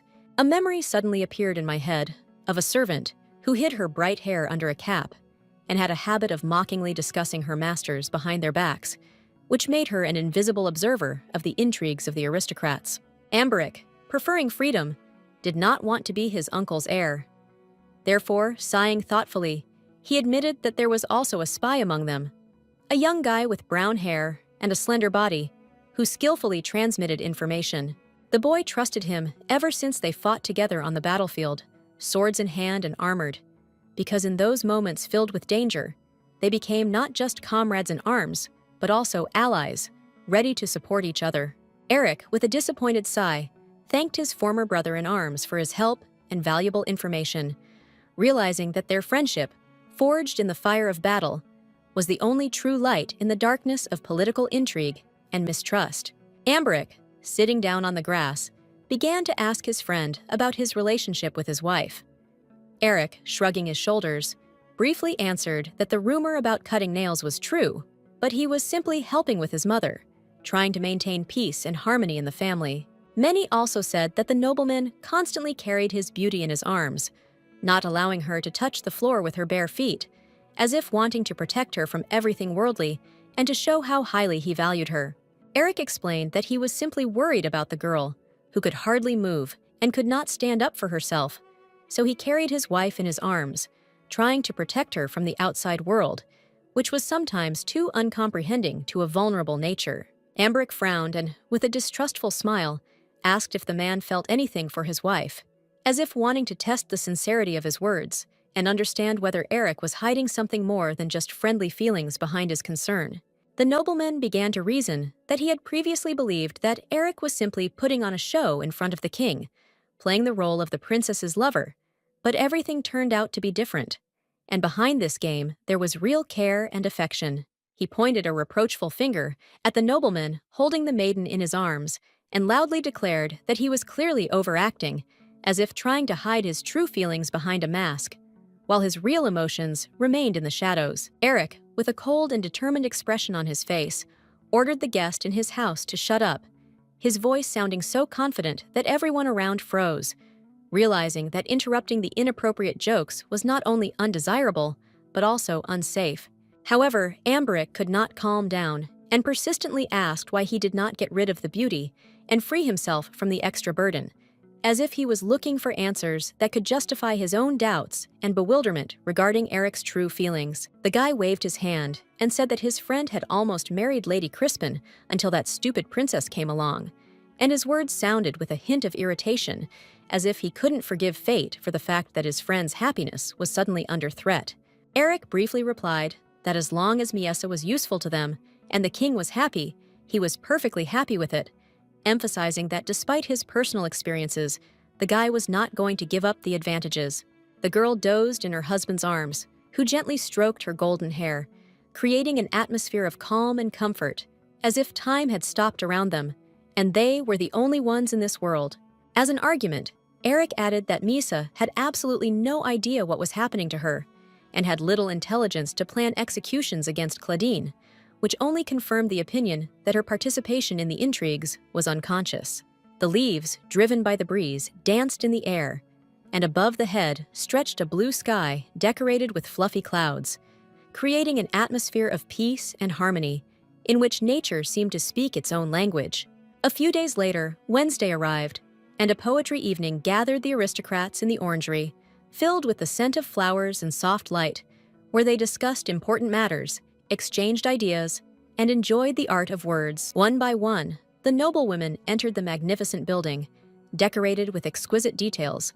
All of them were allies of the Caledon family, and their graceful figures, dressed in luxurious clothes, confidently emphasized the importance of this meeting. Among those who entered was the Marchioness Crispin and her beautiful daughter, dressed in a long, luxurious dress adorned with sparkling jewels that shimmered in the light, giving her an aura of grace and elegance. Eric and Miesa came to the greenhouse to greet the guests. The man was wearing a beautiful suit that emphasized his status and style, while the girl was dressed in a simple gray dress with blue accents. Instantly, dozens of eyes stared greedily at the gentleman who had arranged this event, sincerely interested in what was in store for them that evening, and expecting fascinating conversations, subtle hints, and unforgettable moments. Throughout the meeting, there was an awkward atmosphere between the two families, and the Marquise and her daughter sat with expressionless faces, as if detached from what was happening, their cold gazes betraying the tension in the air. Eric, realizing that his wife was not in the best of health and that she needed to conserve her strength, decided not to burden her with unnecessary worries. He apologized to the guests, gently explaining that it was time for them to leave the evening's event.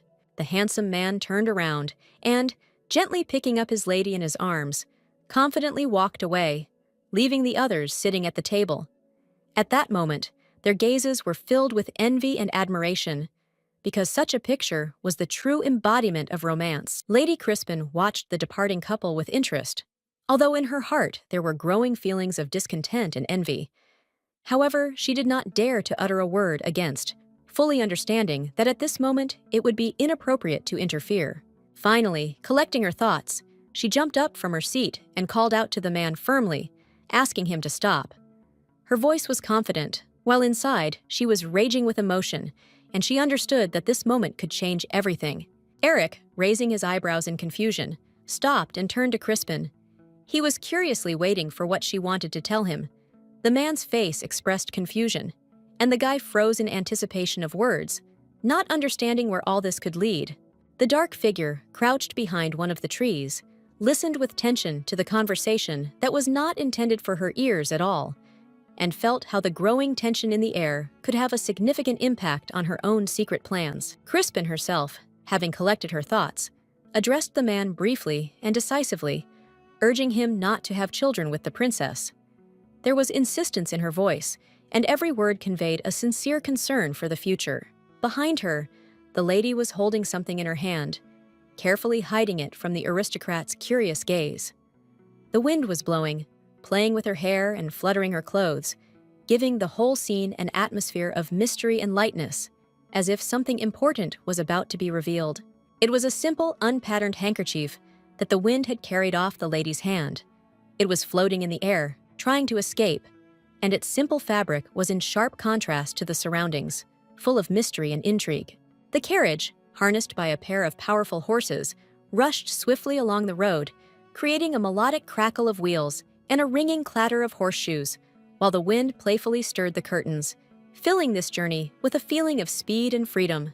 The marquise, anxiously pressing her hand to her face, persistently asked her daughter whether she had conveyed the message to the nobleman, and the woman's voice was filled with excitement and hope, as if much depended on this question. After which, the lady remembered with disgust how sweetly Eric hugged his wife at the event, and felt that the princess had nothing but her cute face, which could no longer hide the inner emptiness and lack of true feelings. The marquise was sure that it was her daughter who should enter the Cladden family, because she considered this not only a fateful step, but also an important step for strengthening the family tree and position in society.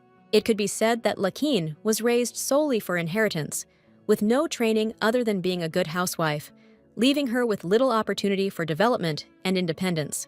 But the girl herself, upset, stared at her hands, her head down, and immersed in thoughts completely different from those expected of her by those around her. Dreams of a life full of opportunities that seemed unattainable hovered in her head. Her hands were far from delicate. They were scarred and calloused, indicating hard work and a struggle for survival. These traces of life indicated that she was accustomed to physical labor and was not afraid of difficulties. The sunlight gave way to darkness, and the stars began to illuminate the mansion, creating a magical atmosphere as the soft shimmer of the heavenly bodies reflected in the windows, giving everything around a mysterious and mystical look.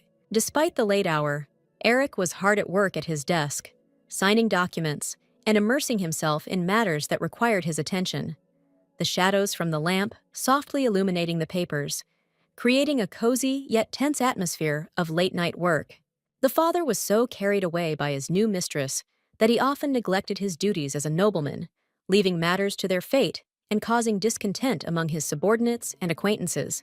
The war placed many responsibilities on the young heir's shoulders, and he had to learn quickly to cope with challenges that required not only courage, but also wisdom in decision-making. Every day brought new lessons. There was also a severe food shortage. Plant and food supplies were extremely low, which created serious difficulties for the population and threatened survival. People were looking for ways to provide themselves with the necessary resources. If they can survive this difficult summer, then the soldiers, returning home from the battlefields, will finally harvest the crops on the fields, and the tense situation will perhaps gradually become more stable and calm, giving hope for a better future. Considering the significant role the Cladden family played during the war, they certainly deserved a higher reward from the emperor, who should have recognized their contributions and sacrifices made for the common good. However, the reward consisted of only a few war trophies and an iron mine, which was presented as a symbol of importance in the eyes of the public, but in reality did not correspond to the scale of the efforts put into the struggle by the Cladden family. Also, to top it all off, the princess sat restlessly in her bed, unable to find a place for herself and suffering from insomnia. Thoughts about what was happening did not give her peace, and the darkness only increased her anxiety, forcing her to think about what lay ahead. Eric stared thoughtfully into the distance, thinking that developing routes to the iron mine would do nothing to solve the food shortage. The resources invested in this work seemed useless when there was a threat of famine all around. While her husband was lost in his thoughts about work, Misa stood up and walked barefoot towards him, feeling the need to support him and distract him from his heavy worries.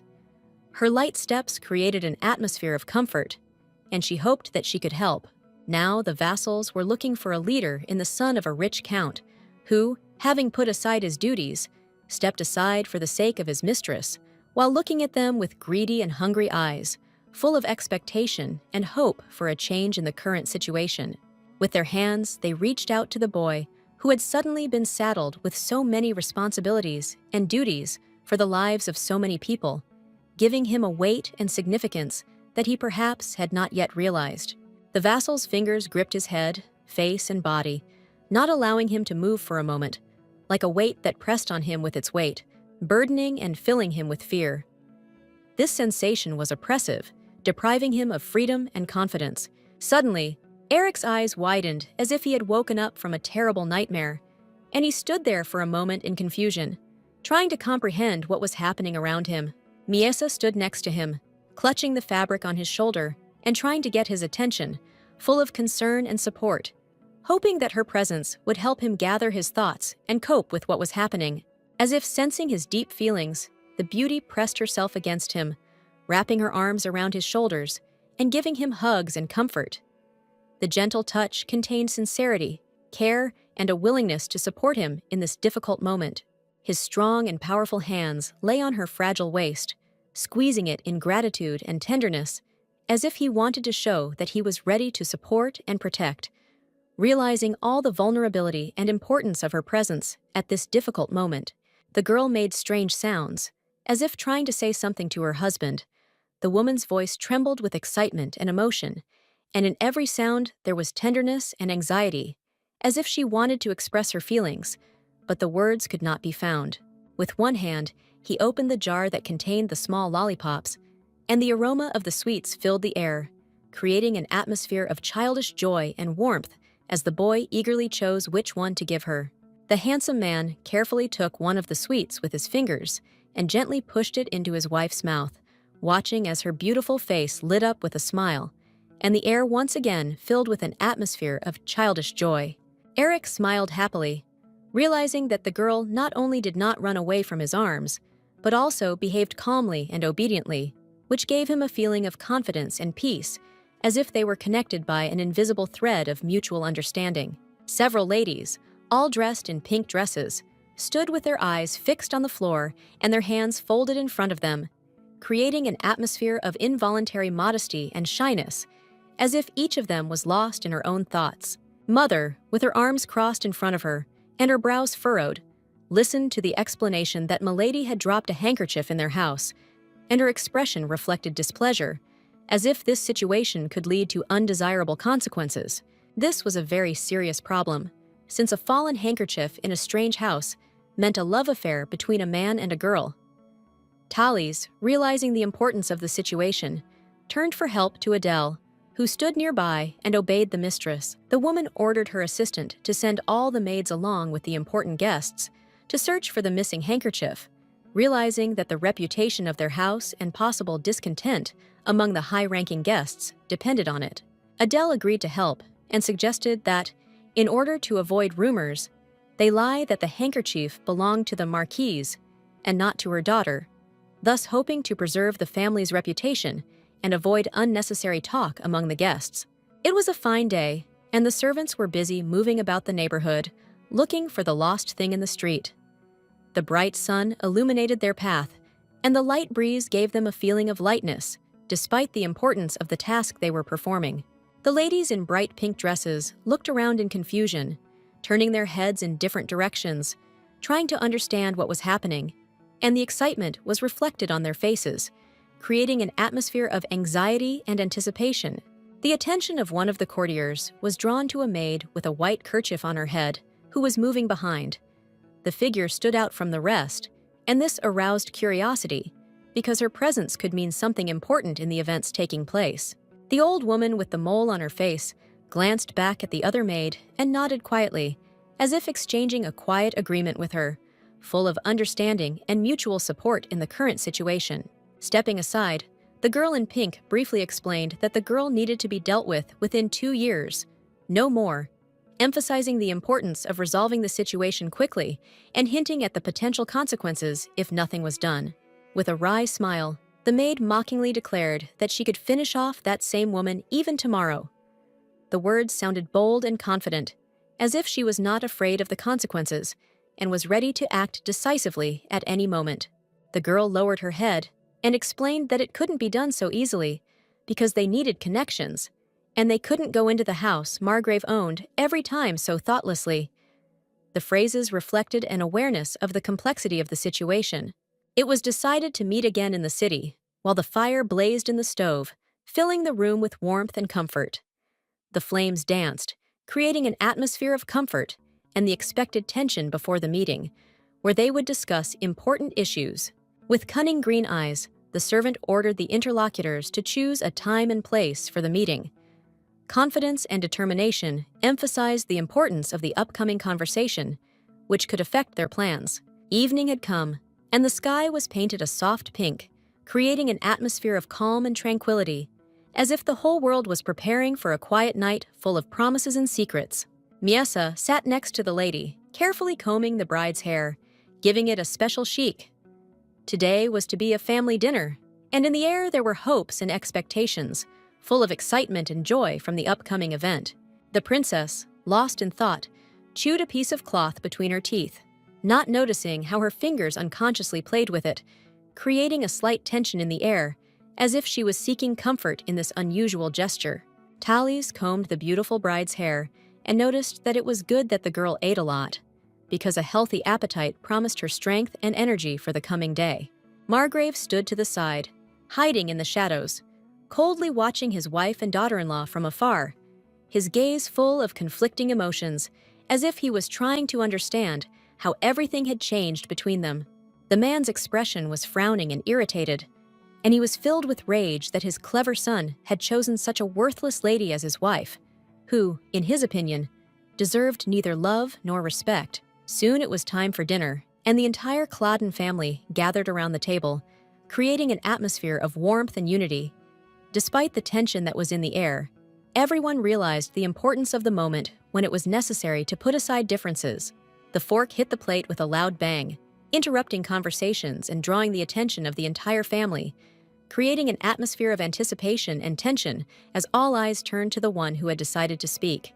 The aristocrat's teeth, sparkling like precious pearls, reflected a cold magnificence, while the maids, standing behind, hesitated in fear, fearing to incur his wrath, which could fall at any moment. There was a tense silence at the table, broken by an unexpected question from Margrave, who exclaimed in bewilderment why the hell the princess was sitting with them and eating carelessly, as if not noticing the tense atmosphere around her. The wife hastened to reassure her husband, gently saying that Miesa was still practicing eating and using cutlery correctly, and that he should not worry about this, because everything would gradually get better. Eric was also kind to his lover, reassuring her and telling her not to worry. He tore apart pieces of solid food with his hands and was even willing to demonstrate to her how it was done so that she would not feel awkward. The indignant aristocrat exclaimed that the young maiden was old enough to take care of herself and eat normally without expecting help from other people who held the cutlery for her. Pouring the aromatic liquid into an elegant glass, the noblewoman, with slight embarrassment and tenderness in her voice, apologized to her husband, trying to smooth over the awkwardness that had arisen in their conversation. The man couldn't help but laugh at the lady's sarcastic response, while she, without losing her composure, asked her son to make sure that Miesa also ate the vegetables from her plate, leaving nothing extra. The man's palm slammed down on the table in anger, causing surprised looks from those around him and creating a tense atmosphere in the room filled with anticipation and bewilderment. Everyone present froze in anticipation of an explanation. Margrave jumped up from his seat, his voice loud and confident as he told his son to prepare himself, as they would soon be going to the emperor. It was imperative that the princess conduct herself with dignity and live up to high standards. After this, the owner of the house stood up and, without saying a word, left his place, heading towards the exit, as if wanting to get away from the family, who did not pay any attention to him at all, immersed in their conversations and affairs. Tallies asked her son with interest if he had prepared gifts for the palace, because time was passing and they would soon have to visit a high-ranking ruler. It was important to make a good impression on such an important visit. The lady grimaced in disgust as she took the food she didn't like into her mouth, and, barely restraining herself, wanted to spit on her husband's palm. But at the last moment, she decided to curb her emotions so as not to raise unnecessary questions. There was a tradition in the kingdom to return to the parents' house after 50 days of marriage, and the emperor, taking advantage of this custom, decided to leave his palace for a while to visit his family and spend time with them. For this young couple, the palace became their new home, large and cold, with high ceilings and empty halls where echoes bounced off the walls, creating a feeling of loneliness and distance from the warmth of family comfort. The last gift was carefully loaded into the carriage, while the servants hastily prepared the transport for the upcoming journey, checking every detail to make sure everything would be in order and they would be able to reach their destination safely. Eric, sitting inside the carriage, could not hear anything of what the maid said on the street, since the noise of the wheels and the shaking interfered with the perception of words, and the only thing he felt were his own thoughts swarming in his head. He could not help noticing, however, that it was strange how the previously lazy servants suddenly became active in their duties on the morning of their departure for the palace. The energetic movements and persistent preparations left him slightly puzzled. Next to the guy lay a girl in a beautiful, elegant dress, soft blue and decorated with exquisite embroidery, sparkling beads, which emphasized her graceful figure and gave the image airiness and lightness. The aristocrat approached his wife, leaning over her, and, with a slight mocking grin, asked if she knew his name, as if playfully testing the woman's attention and memory of their mutual history. However, the maiden, instead of answering, turned away and buried her face in the soft seat of the carriage, as if wishing to hide from his gaze. Her lovely face slightly blushed from embarrassment and awkwardness in this situation. This sweet reaction, full of embarrassment and innocence, involuntarily caused a sincere smile to appear on the young gentleman's face, filling his big heart with the warmth and light charm he felt for his sweet wife. The two of them sat in the carriage, and her presence filled the man with joy, as if loneliness had gone forever, giving way to a feeling of warmth and comfort that this girl gave him. Every moment next to her was special for him. But suddenly, their idyll was broken by a maid who lifted her dress as she entered the carriage, looking at them sternly with her cold eyes and her displeased expression. She had come to remind them of their duties, and that time was running out. Soon the coachman announced that they were leaving, and, taking the reins in his hands, urged the horses forward, filling the air with the sounds of creaking wheels and powerful neighing, which announced the beginning of their journey. There was silence in the transport, plunging everyone present into a deep silence, where rustling sounds seemed loud in this atmosphere, filled with anticipation and slight tension. Everyone was expecting something important that was about to happen.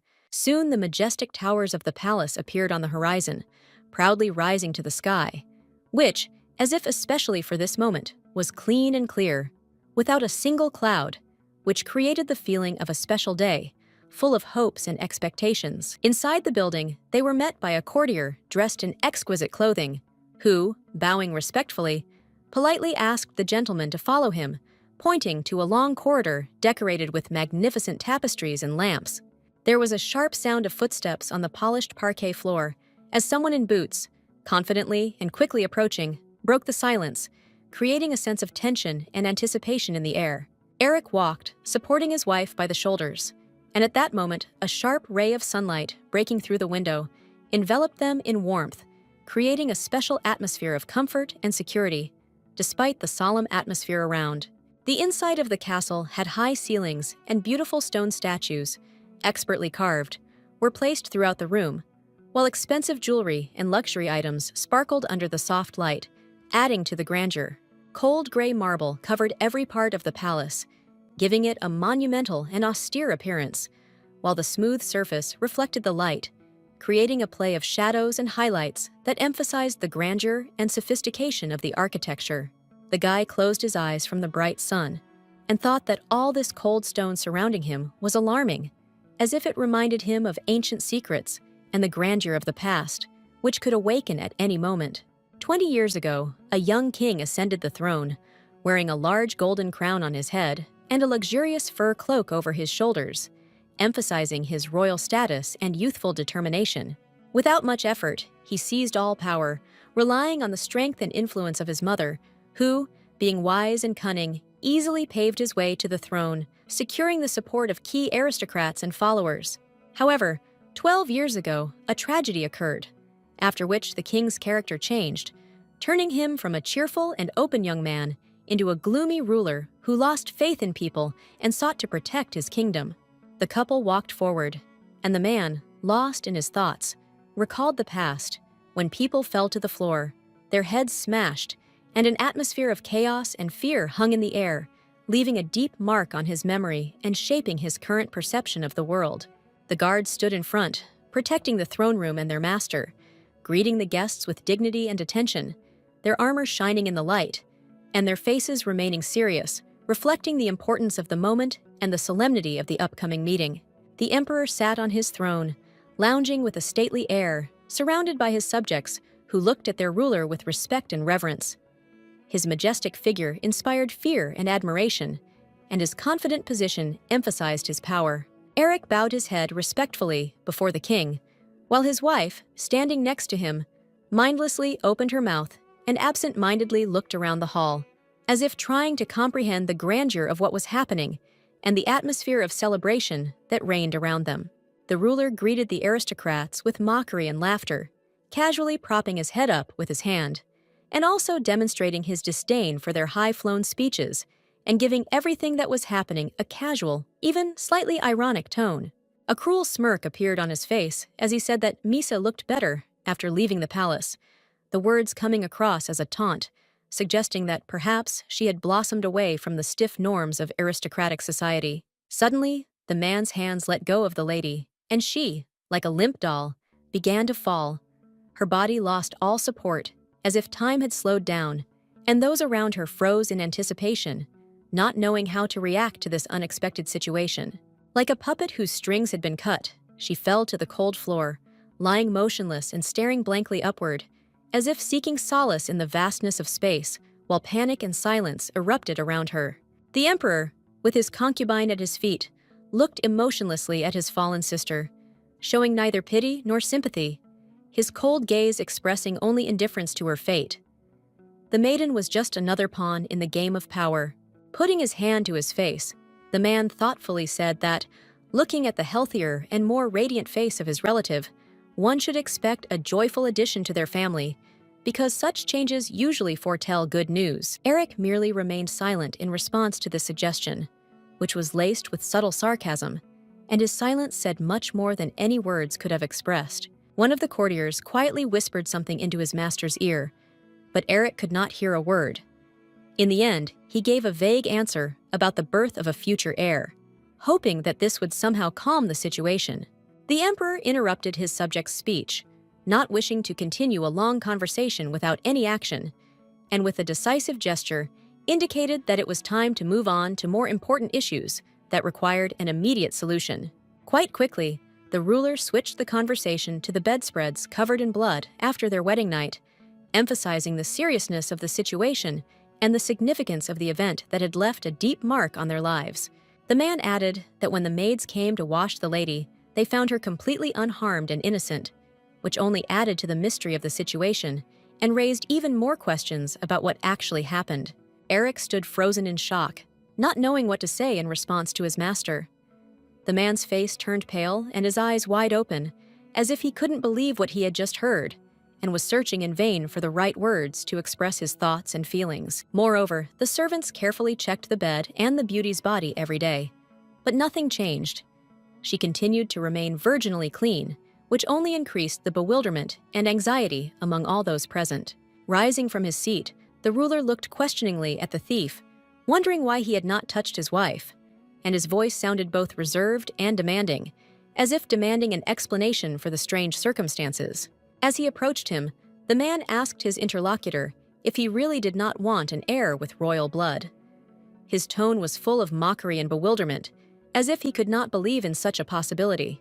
Pointing his finger at the count's son, the emperor sternly ordered him to answer why he did not love his bride in bed, and his voice sounded with obvious condemnation, as if he could not understand how one could neglect such an important part of married life. Closing his eyes, Eric began to deny that he had in any way attempted to dissolve the marriage with the princess through the priests, his words sounding with deep emotion and sincerity, as if he really wanted to prove his loyalty and honesty.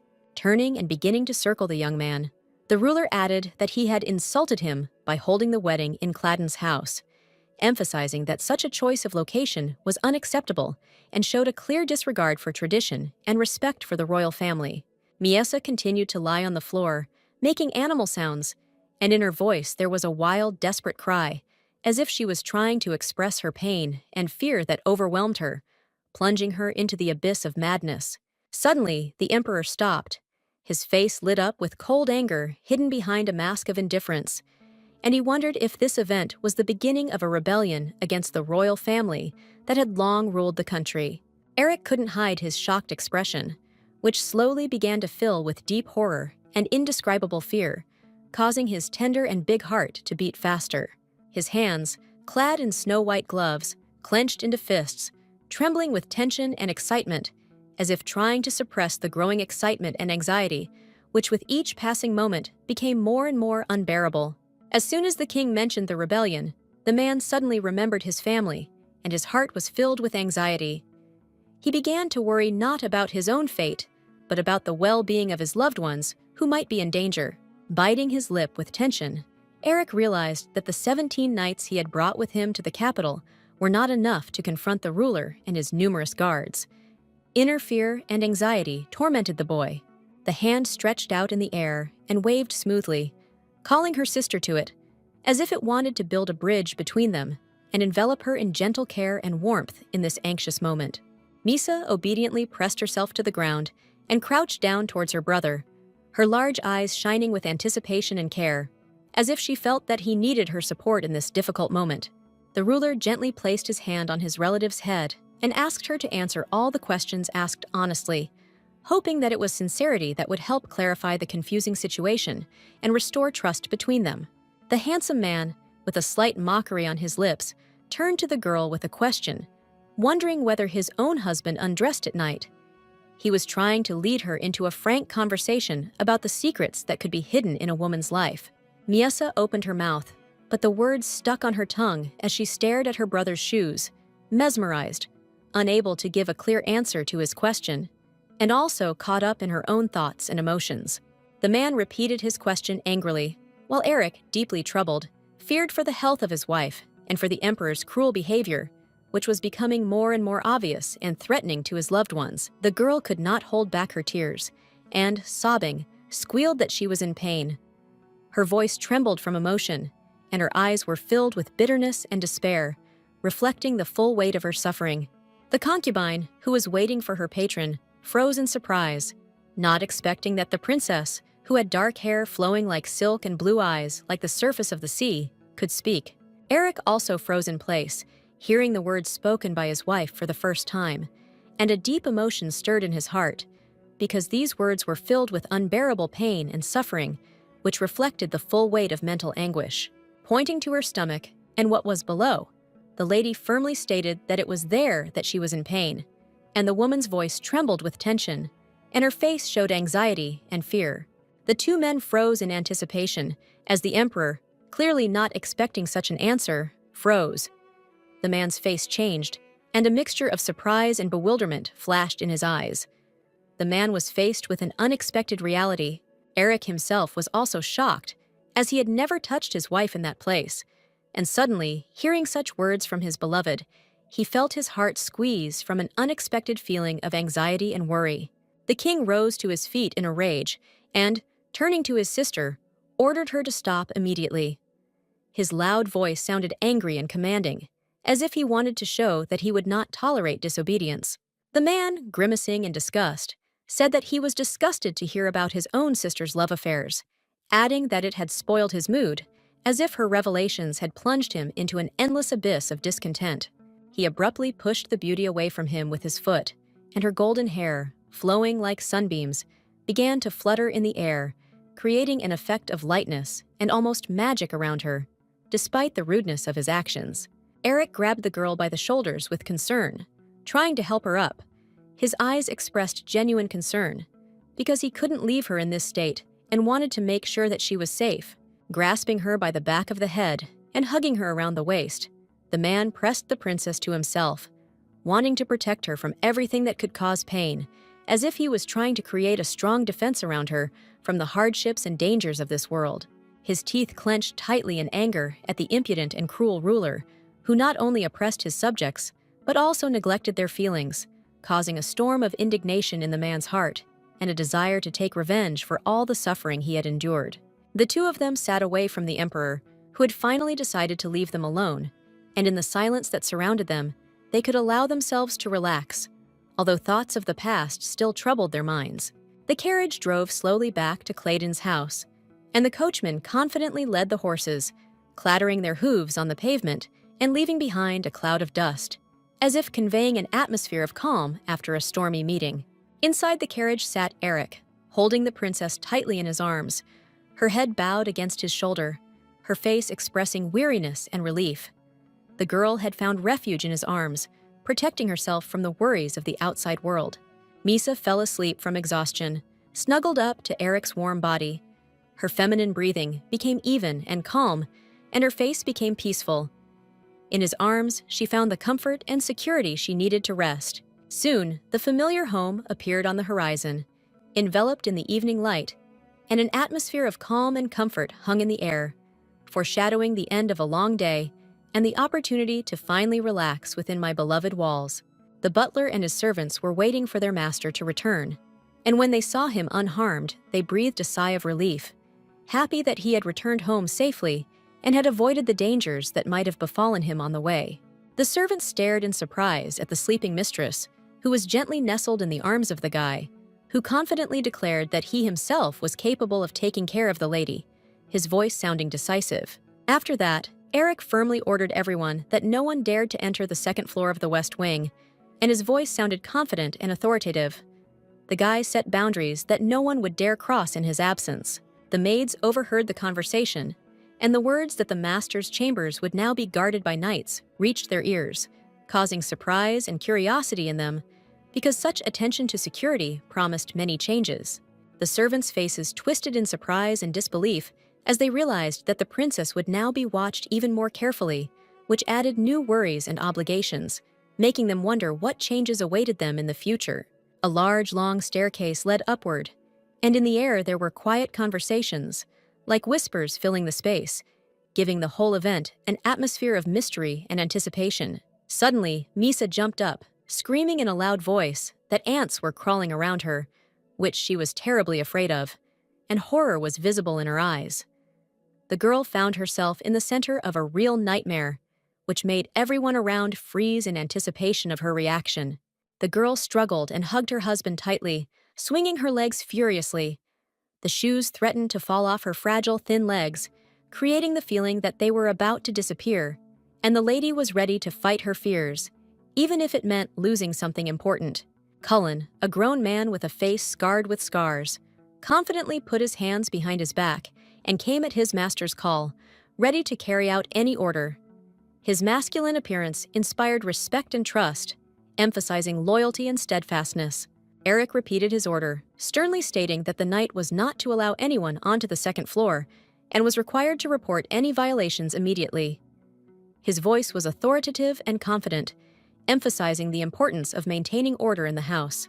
Nodding obediently, Cullen agreed and remained standing at the door, ready to guard his master, his attention focused on the surroundings, as if he were a living wall, ready to defend at any moment. Miesa fell onto the bed with a dull thud, wincing in pain and fatigue, her body accepting the soft bed, and she closed her eyes for a moment, trying to get rid of the overwhelming worries and anxieties that tormented her mind. The beauty's face changed the moment Eric asked if she was going to start screaming or crying, and her eyes filled with fear and uncertainty. Internal contradictions tormented her, forcing her to think. Coming closer, the future count said in a cold tone that no one would come to her aid, and his words sounded threatening and confident, as if he deliberately wanted to emphasize her vulnerability and defenselessness, leaving her only hope in her own strength.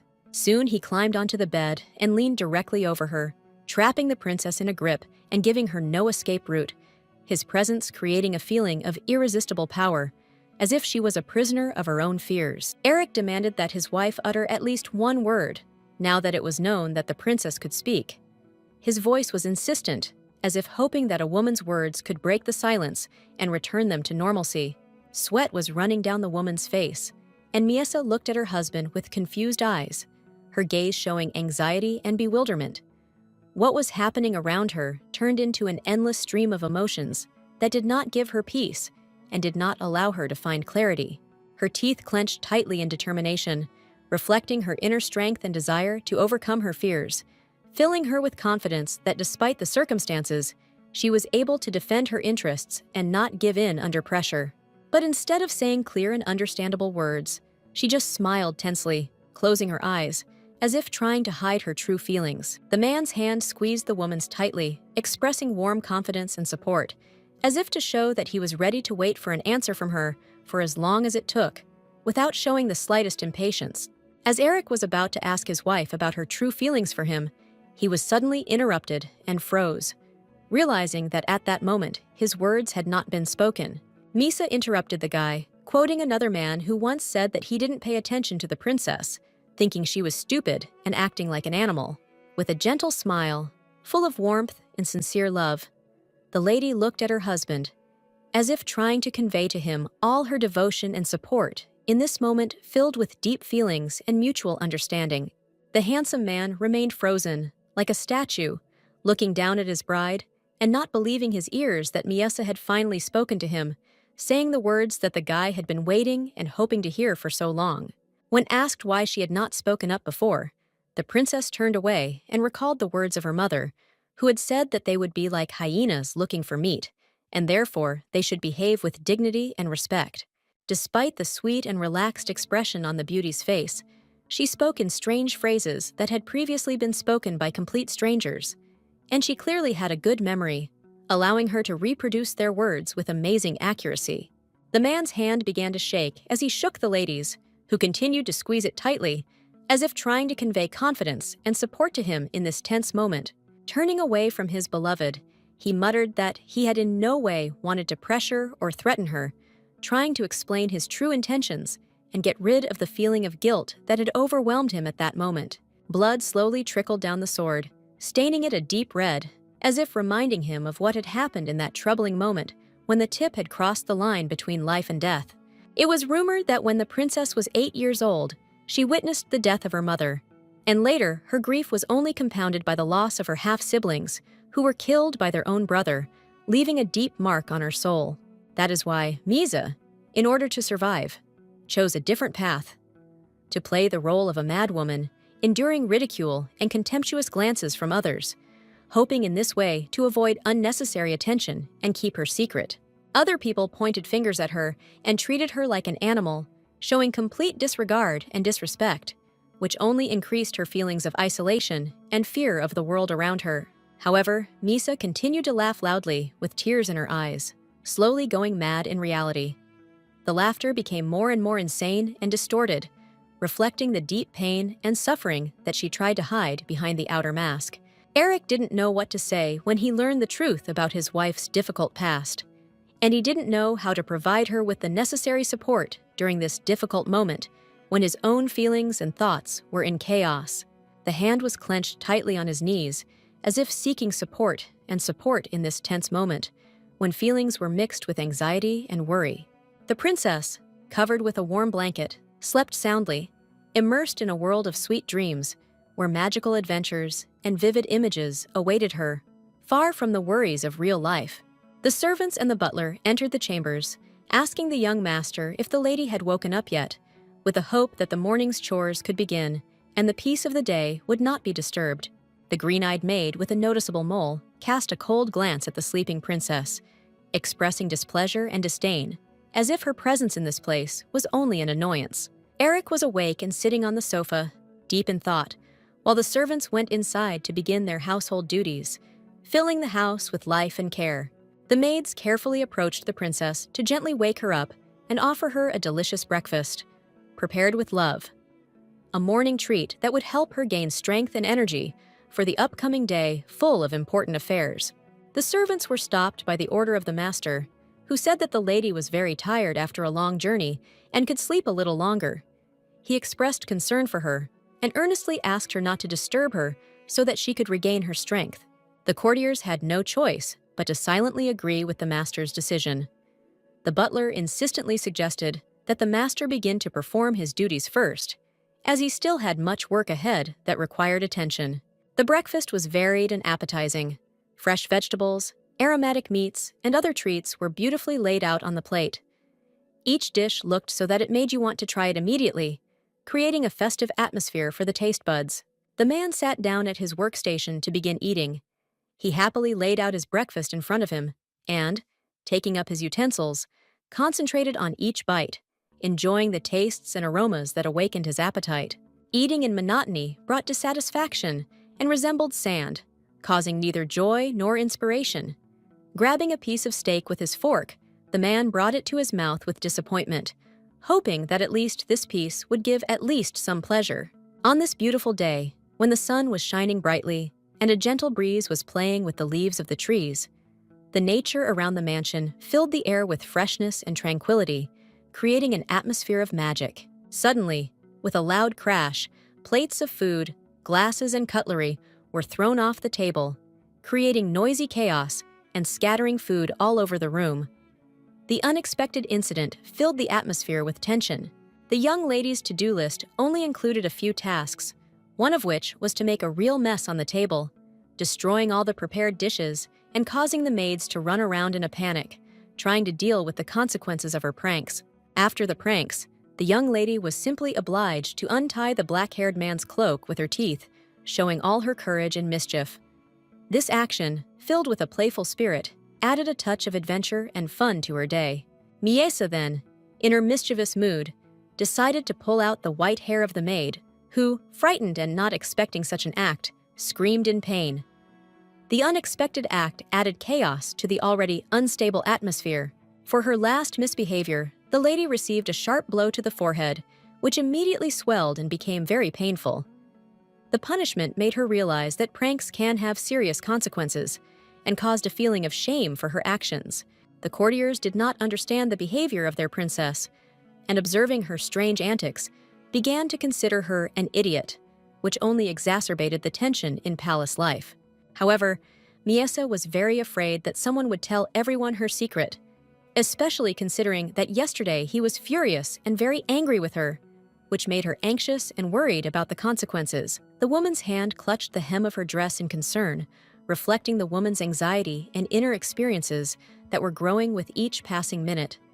The movement betrayed the doubts and fears that she was trying to hide from those around her. The girl was afraid that, having learned her secret, everyone would lock the beauty up within four walls again, not allowing her to walk around freely and enjoy life, which caused a deep feeling of anxiety and despair in her. Or, even worse, the princess would be thrown out of the house, leaving her without support and protection, which would only increase her fears and uncertainty about the future, forcing her to think about how she would cope with life outside the palace walls. Miesa nodded her head, resolutely refusing to think about the bad, and tried to focus on more joyful thoughts to dispel her worries and fears. Despite his past evil behavior, the handsome man had previously treated her with kindness and care, and these memories made her hope that he could change his attitude and become her ally again. Misa blushed at the memory of the young master, his kind look and warm words that left a tender feeling and hope for the best in her fragile heart. And after that, without thinking twice, she rushed to run along the corridors of the mansion, feeling how adrenaline filled the beauty's body and spurred her desire for freedom and adventure. In the hall, a beautiful mother was already waiting, smiling and holding important documents in her hands, which gave the lovely girl strength and confidence that everything would be fine. Seeing the sweet girl in front of her, the lady kindly remarked that she should not walk alone without the support of her maids, as this could be dangerous to her safety and well-being. Suddenly, Misa fell to her knees in front of her mother, wanting to receive from her at least a drop of warmth and love that could dispel her worries and fears in this difficult moment. The woman gently placed her hand on the beauty's head, and from this gesture she sighed in relief, experiencing sudden relief and warmth that enveloped her like a protective cover. The palace woman ordered her report to continue, raising her voice confidently to attract the attention of those present and refocus them on the important issues that needed to be discussed. The man recalled that the gentleman wanted to repair the garden fence, and he had to study all possible resources necessary for the task to ensure a quality result and satisfaction of all requirements. Maja wood seemed like a great option as it offered quality material at a reasonable price, making it an ideal choice for garden fencing renovation. The name of this wood seemed familiar to the princess, and, intrigued, the girl opened her eyes, ready to learn more about the material that could be useful for her plans. The palace garden used a different tree, brought from the southern border, which was distinguished by its quality and durability, making it ideal for shaping and protecting the surrounding area. However, it was significantly more expensive, almost 5 times, which called into question the feasibility of using this material to repair the fence, given the project budget. The beauty herself wondered whether the Kaladin family was really so poor that they couldn't afford to buy more expensive materials, since their status and wealth usually meant better conditions. The butler then grabbed a plate of butter produced at the dairy farm and milk that was also brought from there, assuring everyone that the products were of high quality and freshness. It was expensive and of good quality, and then the servants brought the food to their mistress so that she could taste some, enjoying the exquisite tastes and aromas. Intrigued, Thalias carefully scooped up some of the butter with her fingertip, tasting it, eager to try the delicacy and enjoying its velvety texture, imagining how it would perfectly complement her favorite dishes. Miesa, in complete shock, opened her mouth, because for her, who grew up in a castle, the sum of 20 coins for butter seemed insignificant and completely insignificant. The woman tossed a piece of food into the princess's mouth so that she too could taste the oil and enjoy its rich aroma, which delighted them both so much, creating an atmosphere of joy and unity in their little culinary adventure. It was astonishing to realize that such a small piece of butter was worth as much as an entire sack of flour, and it only emphasized how valuable quality food could be, especially in their world where every coin mattered. Misa couldn't help but recall her husband's worries about not having enough food for all the people he was responsible for, and this reminder of his worries only increased her anxiety about the cost of food and its availability. The mother, smiling broadly, hoped that the princess liked the butter and planned to buy her as many as 5 pieces to please her with this exquisite delicacy and make her days brighter and more delicious. The lady herself did not understand why strangers were showing her such kindness, and she felt strange in this situation, not knowing how to properly respond to their generosity and attention. In her world, in the palace, no one, not her brothers, not her maids, would show even a drop of love or interest in her, would help or care, which made the acts of kindness from strangers especially surprising and touching. Evening had come, and the Cladden home was quiet and calm, creating a peaceful atmosphere in which everyone could reflect on the day and enjoy the comfort of the home. Eric stretched his arms forward, inviting his wife to come closer to him. His face glowed with a sincere smile, full of tenderness and anticipation, creating a picture of warmth and comfort in their little world, where every moment was filled with love and mutual understanding. However, Miesa did not want to tear herself away from the Count's mother's knees and stubbornly refused to go into her husband's arms, feeling how excitement and fear overwhelmed her, and hoping for the support and protection of her loved one. Whining sadly, she did not want to spend time with the man who knew the lady's secret and was afraid of the possible consequences of his discoveries, preferring to hide in familiar and safe surroundings. However, suddenly, strong hands grabbed the girl by the waist, lifting her off the floor and pressing her to him, causing her tender heart to beat faster from surprise and mixed emotions that she could not ignore. However, suddenly, strong hands grabbed the girl by the waist, lifting her off the floor and pressing her to himself, causing her heart to beat faster from surprise and overwhelming emotions that the lady could not ignore, despite her fear. Quietly, the aristocrat whispered to the beauty that it would be better if she behaved calmly, as before, so as not to attract unnecessary attention, because this would help to avoid unnecessary problems and keep their secrets safe. The beauty's face became surprised when the guy promised that he would keep their secret a secret, and this unexpected assurance added confidence to her, although deep down, she was still afraid of the possible consequences. The moon shone high overhead, illuminating the pristine leaves of the trees, which shimmered in its soft light, creating a magical atmosphere of the night and emphasizing the beauty of the surrounding world. The dinner featured a variety of dishes, including tender meats and flavorful lobster, with exquisite sauces and side dishes, creating a true culinary feast for guests. Eric asked the princess if she could now eat on her own, using cutlery, with a hint of humor in his voice, wanting to know how she was coping with her new responsibilities and studying at the table. Misa sat silently, holding a knife in one hand and a fork in the other, and looked ahead with an emotionless gaze, as if immersed in her thoughts, not noticing the world around her. Sitting in his company, The beautiful Miesa was once again convinced that she did not like this strange dark-haired guy opposite her at all, and the feeling of his presence made her feel awkward and irritated.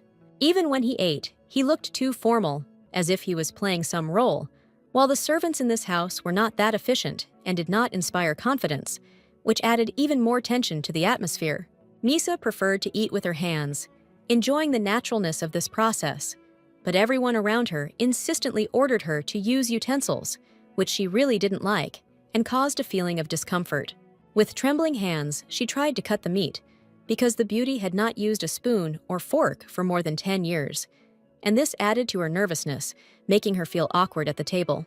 Eric complimented his wife on how well she was eating on her own, with a kind smile, acknowledging her efforts and creating a more relaxed atmosphere at the table. The noblewoman stared at her husband with irritation, not understanding what he meant by the word good, and this added even more tension to her mood, forcing her to think about what was hidden behind this compliment. Throwing her hand to the side, the girl deliberately dropped the fork on the floor, trying to get rid of this unnecessary tool that no longer corresponded to the plans. After this, the princess began to greedily grab food with her hands and stuff everything that was on her plate into her mouth, as if she was afraid that this delicacy would disappear. Eric was shocked by this reaction and could not understand what exactly happened, what made the girl behave like this and get angry. He watched her in bewilderment, trying to unravel the mystery of the woman's mood. The girl began to lick the sauce off her hand when she suddenly noticed that her companion had covered his face with his hand. This gesture surprised the lady and made her wonder what could have embarrassed him so much.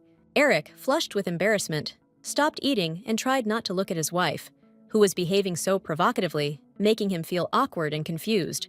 Miesa stopped licking the delicious sauce and stared in surprise at the man who was blushing like a tomato, afraid that his bright embarrassment meant that he was angry with her. Eric, overcoming his own embarrassment, stood up from his seat, walked over to the princess, and sat down next to her, trying to support her in this awkward moment and understand what was really going on. He carefully tied the napkin with his hand, while Misa, sitting next to him, tried to remind herself that she should keep her emotions under control and not give in to her feelings. Suddenly, a man's hand grabbed the lady by the cheeks and, in a voice full of authority, ordered her to turn to face the count, leaving everyone perplexed by such an unexpected turn of events. Eric held the tissue up to the woman's face and, trying to be as gentle as possible, began to gently wipe away the dirt, carefully cleaning her skin of any traces to restore her feeling of freshness and confidence. After this, the man asked the lady to extend her hand to him and, showing concern, began to carefully wipe it from dirt, giving this gesture tenderness and attention, which helped to diffuse the tense atmosphere. Miesa looked away sheepishly, embarrassed by her earlier foolish behavior, and felt her cheeks flush with the awkwardness of drawing attention to herself. The maids worked diligently to clear up the mess left by dinner, wiping the table and moving the chairs, giving the room a neat appearance and restoring an atmosphere of coziness and comfort. The nobleman, leaning against the wall next to the open door, carefully watched what was happening in the hall, immersed in his thoughts and enjoying what was happening around him. Misa cringed as the maid poured cold water on her, trying to get rid of the dirt, as if wanting to punish this stupid princess for her strange and unusual behavior. The royal's female hands grabbed her rival's hair tightly and pulled her forward, causing the woman to let out a loud scream, filled with horror and surprise at such a cruel act. The servant's face was distorted with anger, and the veins on her neck and arms bulged with rage, emphasizing her suppressed sense of injustice and readiness to fight back. The maid, unable to bear the humiliation, suddenly grabbed her mistress's face, striking back, full of rage and determination not to remain on the sidelines of this injustice that had turned the whole order upside down. But suddenly, they were interrupted by the loud voice of a man who heard the noise from the bathroom and therefore came to check on his beloved wife, who could have accidentally hurt herself. The maid with the mole on her face explained with a grin that the princess had started to act up, and so they had to use force to calm the girl down and bring the situation back under control. Miesa frowned as she heard such a ridiculous lie coming from the lips of the shameless maid, and all the words spoken were full of senseless accusations and slander. The aristocrat, turning to his wife, declared bitterly that he was leaving, since he himself had intended to help her with her bath, but now felt compelled to leave her at that moment. the woman spread her arms wide, declaring that the gentleman should not worry about such trifles. It was difficult and inconvenient enough for her to wash the lady, since she constantly resisted, showing an unwillingness to submit. However, Eric was persistent, and so the maid pointed to the colorful bottles that contained shampoo, scented hair oil, and other soapy accessories necessary for grooming.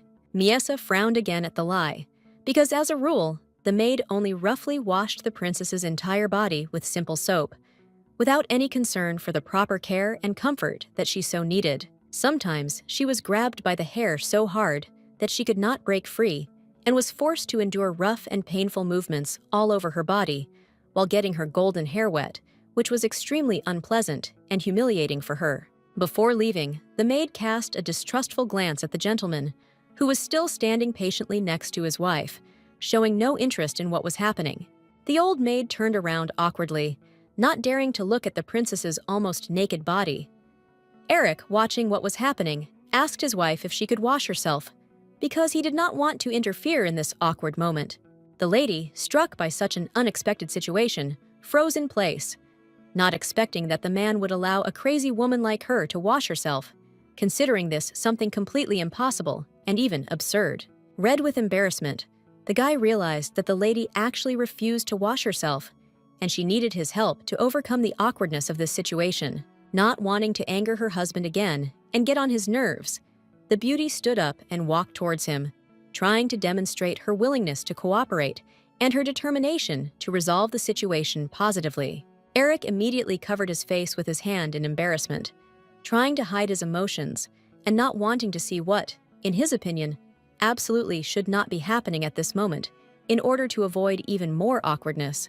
However, he immediately replaced his embarrassment with horror when he saw the scars on his wife's thighs and legs from the spanking, realizing what pain and suffering she had been forced to endure, and his heart sank with bitterness and compassion.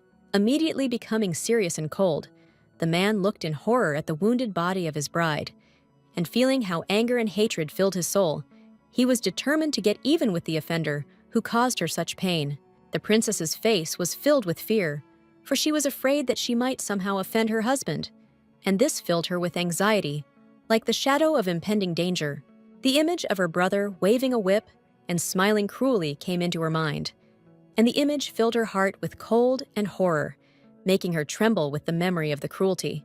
Pressing her hands to her chest, the beauty began to slowly retreat back, as if instinctively wanting to hide from the growing tension and danger that surrounded her at that moment. The man, possessing impressive dimensions, seemed like a huge and gloomy mountain hanging over the woman's miniature figure, causing a feeling of horror and helplessness. The noblewoman could no longer bear his gaze, and turning away, fell to her knees, hugging herself with her arms, full of fear of the possible pain that was ready to fall upon her. However, instead of the expected fear, the man's hand only gently touched the scars on the woman's back, and this touch felt like a light touch of a feather, causing an extraordinary warmth and tenderness. Concerned, Eric couldn't help but worry about how serious the wound was, that it left such a deep and noticeable mark after healing, reminding him of painful events from the past. Kratka decided not to lie and openly answered that this scar was a trace of the king's blow, which forever left an imprint not only on the body, but also in the depths of the soul, reminding of the grief and suffering experienced.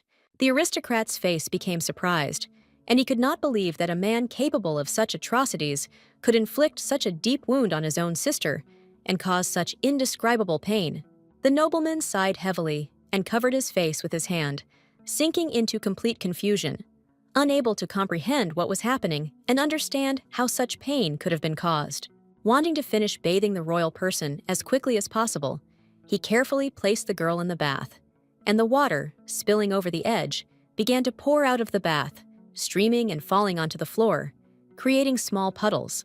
Rolling up his sleeves, Eric began to help the maiden wash herself with care, asking her to warn him if she suddenly felt uncomfortable, so that he could pay due attention to the lady's feelings and ensure maximum comfort during this process.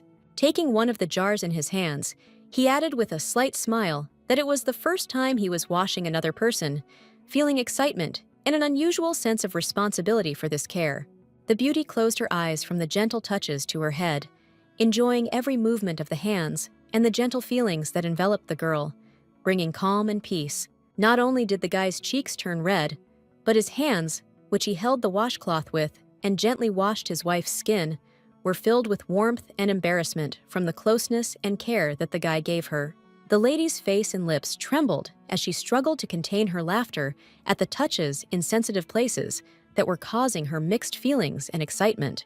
Without holding back, she burst into laughter, filling the room with joy.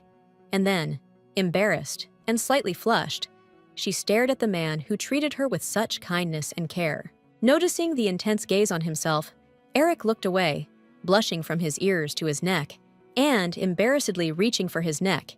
He soon apologized, feeling awkward from such attention.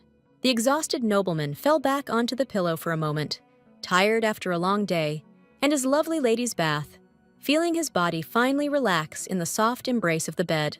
Miesa sat down next to him on the bed, looking closely at her exhausted husband. The room was gradually growing darker as night fell, enveloping them in an atmosphere of comfort and tranquility. The man, confidently grabbing the girl by the hand, pulled her towards him onto the soft blanket and gently said that it was time for rest and a peaceful sleep. Because the night had already come, Miesa thought that if anyone in this couple deserved a rest, it was not her, but the handsome man, because it was he who had clearly spent much more effort and energy on fulfilling his duties. Quite quickly, the aristocrat fell asleep, and the man's face suddenly became relaxed, as if all the tension and worries had disappeared, giving way to a peaceful sleep. Remembering all the events that had happened, the girl sincerely did not understand her companion, who was sometimes angry with her, and sometimes washed and stroked her scars with amazing care, as if experiencing internal contradictions. Intrigued, Miesa approached the sleeping boy, looking at him closely and trying to understand the sincere feelings and thoughts hidden behind his calm face. But soon she left, leaving the nobleman alone in the bed. The lady was nowhere in the room, only a crumpled sheet testified to her recent presence, and the moonlight from the window softly illuminated the space. Miesa walked barefoot to the door, and quietly opening it, walked out into the corridor, leaving behind the silence of the room, which was filled only with the soft light of the moon penetrating through the curtains. Eric, as if waiting for this moment, opened his eyes, stopping pretending to be asleep, and carefully watched Miesa leave the room, his gaze showing slight surprise and interest. Hearing strange sounds, the boy got out of bed and headed towards the light that was peeking out from the slightly open door, his curiosity growing with every step. From afar, secretly, he watched the princess, who stood frozen in front of the mirror and repeated phrases she had heard from others. This time, she was quoting the count's mother, who had asked Adele to bring medicine. The boy's mouth dropped open in surprise. The noblewoman herself continued to mumble, mentioning that the price of medicine had increased by a few coins, and her words sounded as if she was genuinely concerned about the well-being of her family. Suddenly, the beauty froze with her mouth open, noticing that she was not alone in the reflection of the mirror. Her husband was standing behind her, and his presence suddenly changed the atmosphere, filling it with tension and curiosity. After which, with a cold expression on her face, she firmly spoke, addressing the count as if he were her dear one, adding that Miesa was practicing, and asked him not to tell anyone about it, emphasizing the importance of secrecy of this moment.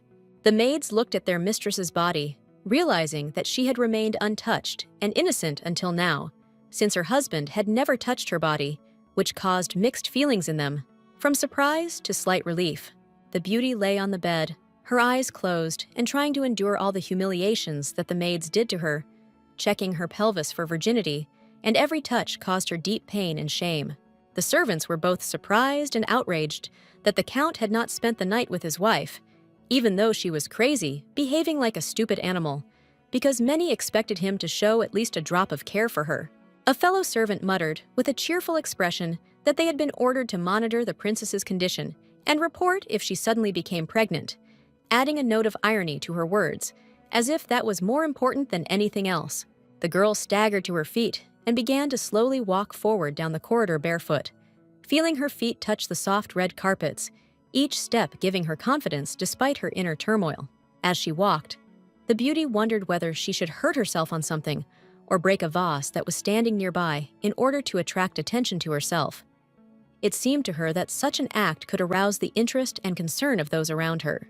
The beauty instantly shook her head, realizing that it was not worth breaking things in such a poor family, who bought even cheap items with difficulty, and she felt ashamed of her thoughts.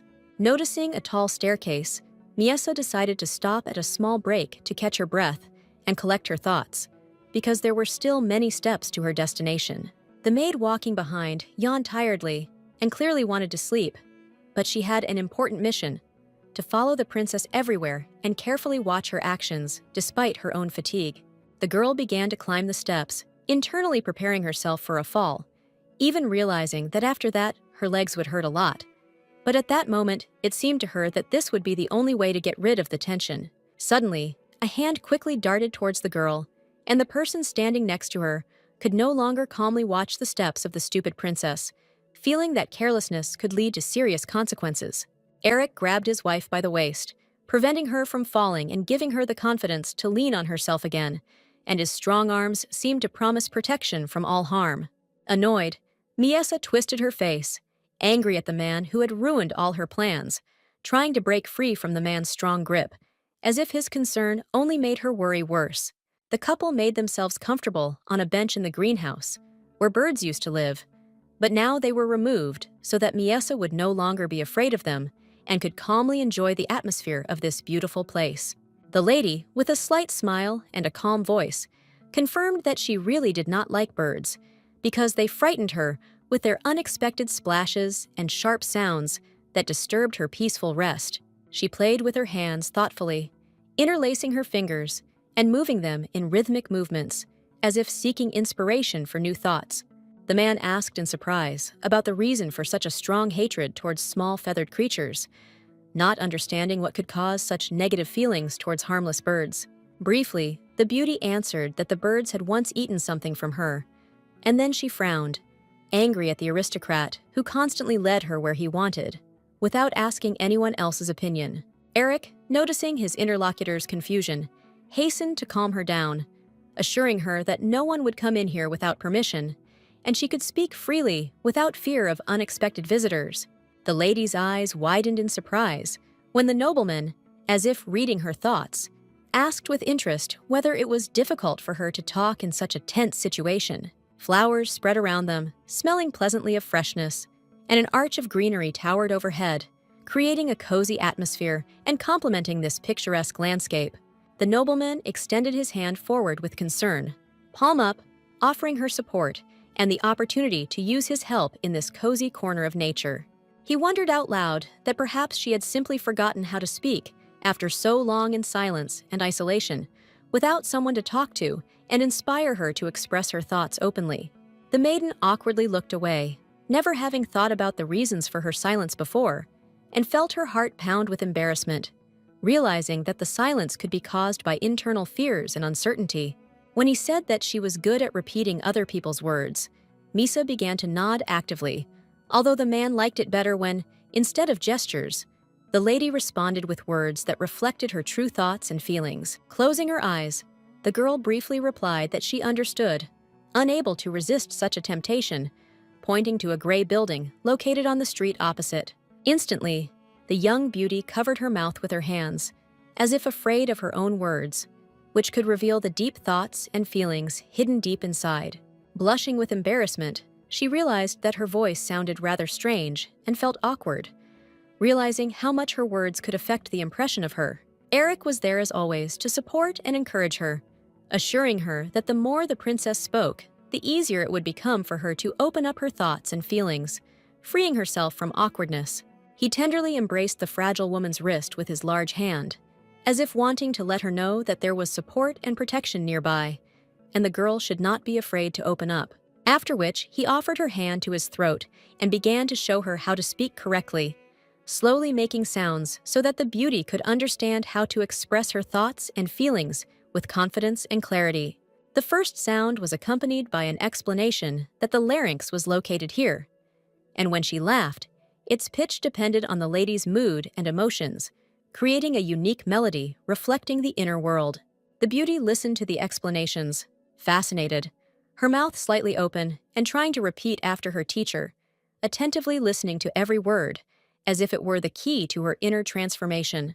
The guy smiled as the lady, trying to repeat his instructions, slowly began to improve and understand how to speak correctly, and he saw how the woman's confidence gradually increased with each word spoken. Next to her, Eric began to cough, awkwardly trying to hide his laughter, which greatly angered the princess, who pouted in offense, feeling that her efforts were becoming the subject of mild ridicule. Smiling broadly and covering his face with his hand, the aristocrat apologized to her for his reaction, sincerely repenting that his laughter could have offended her, and hoping that she would understand his good intentions. He then explained that everyone's voice breaks and sounds strange at a certain age, adding that it is a natural part of growing up that everyone goes through, and that there is no need to be embarrassed about this phase.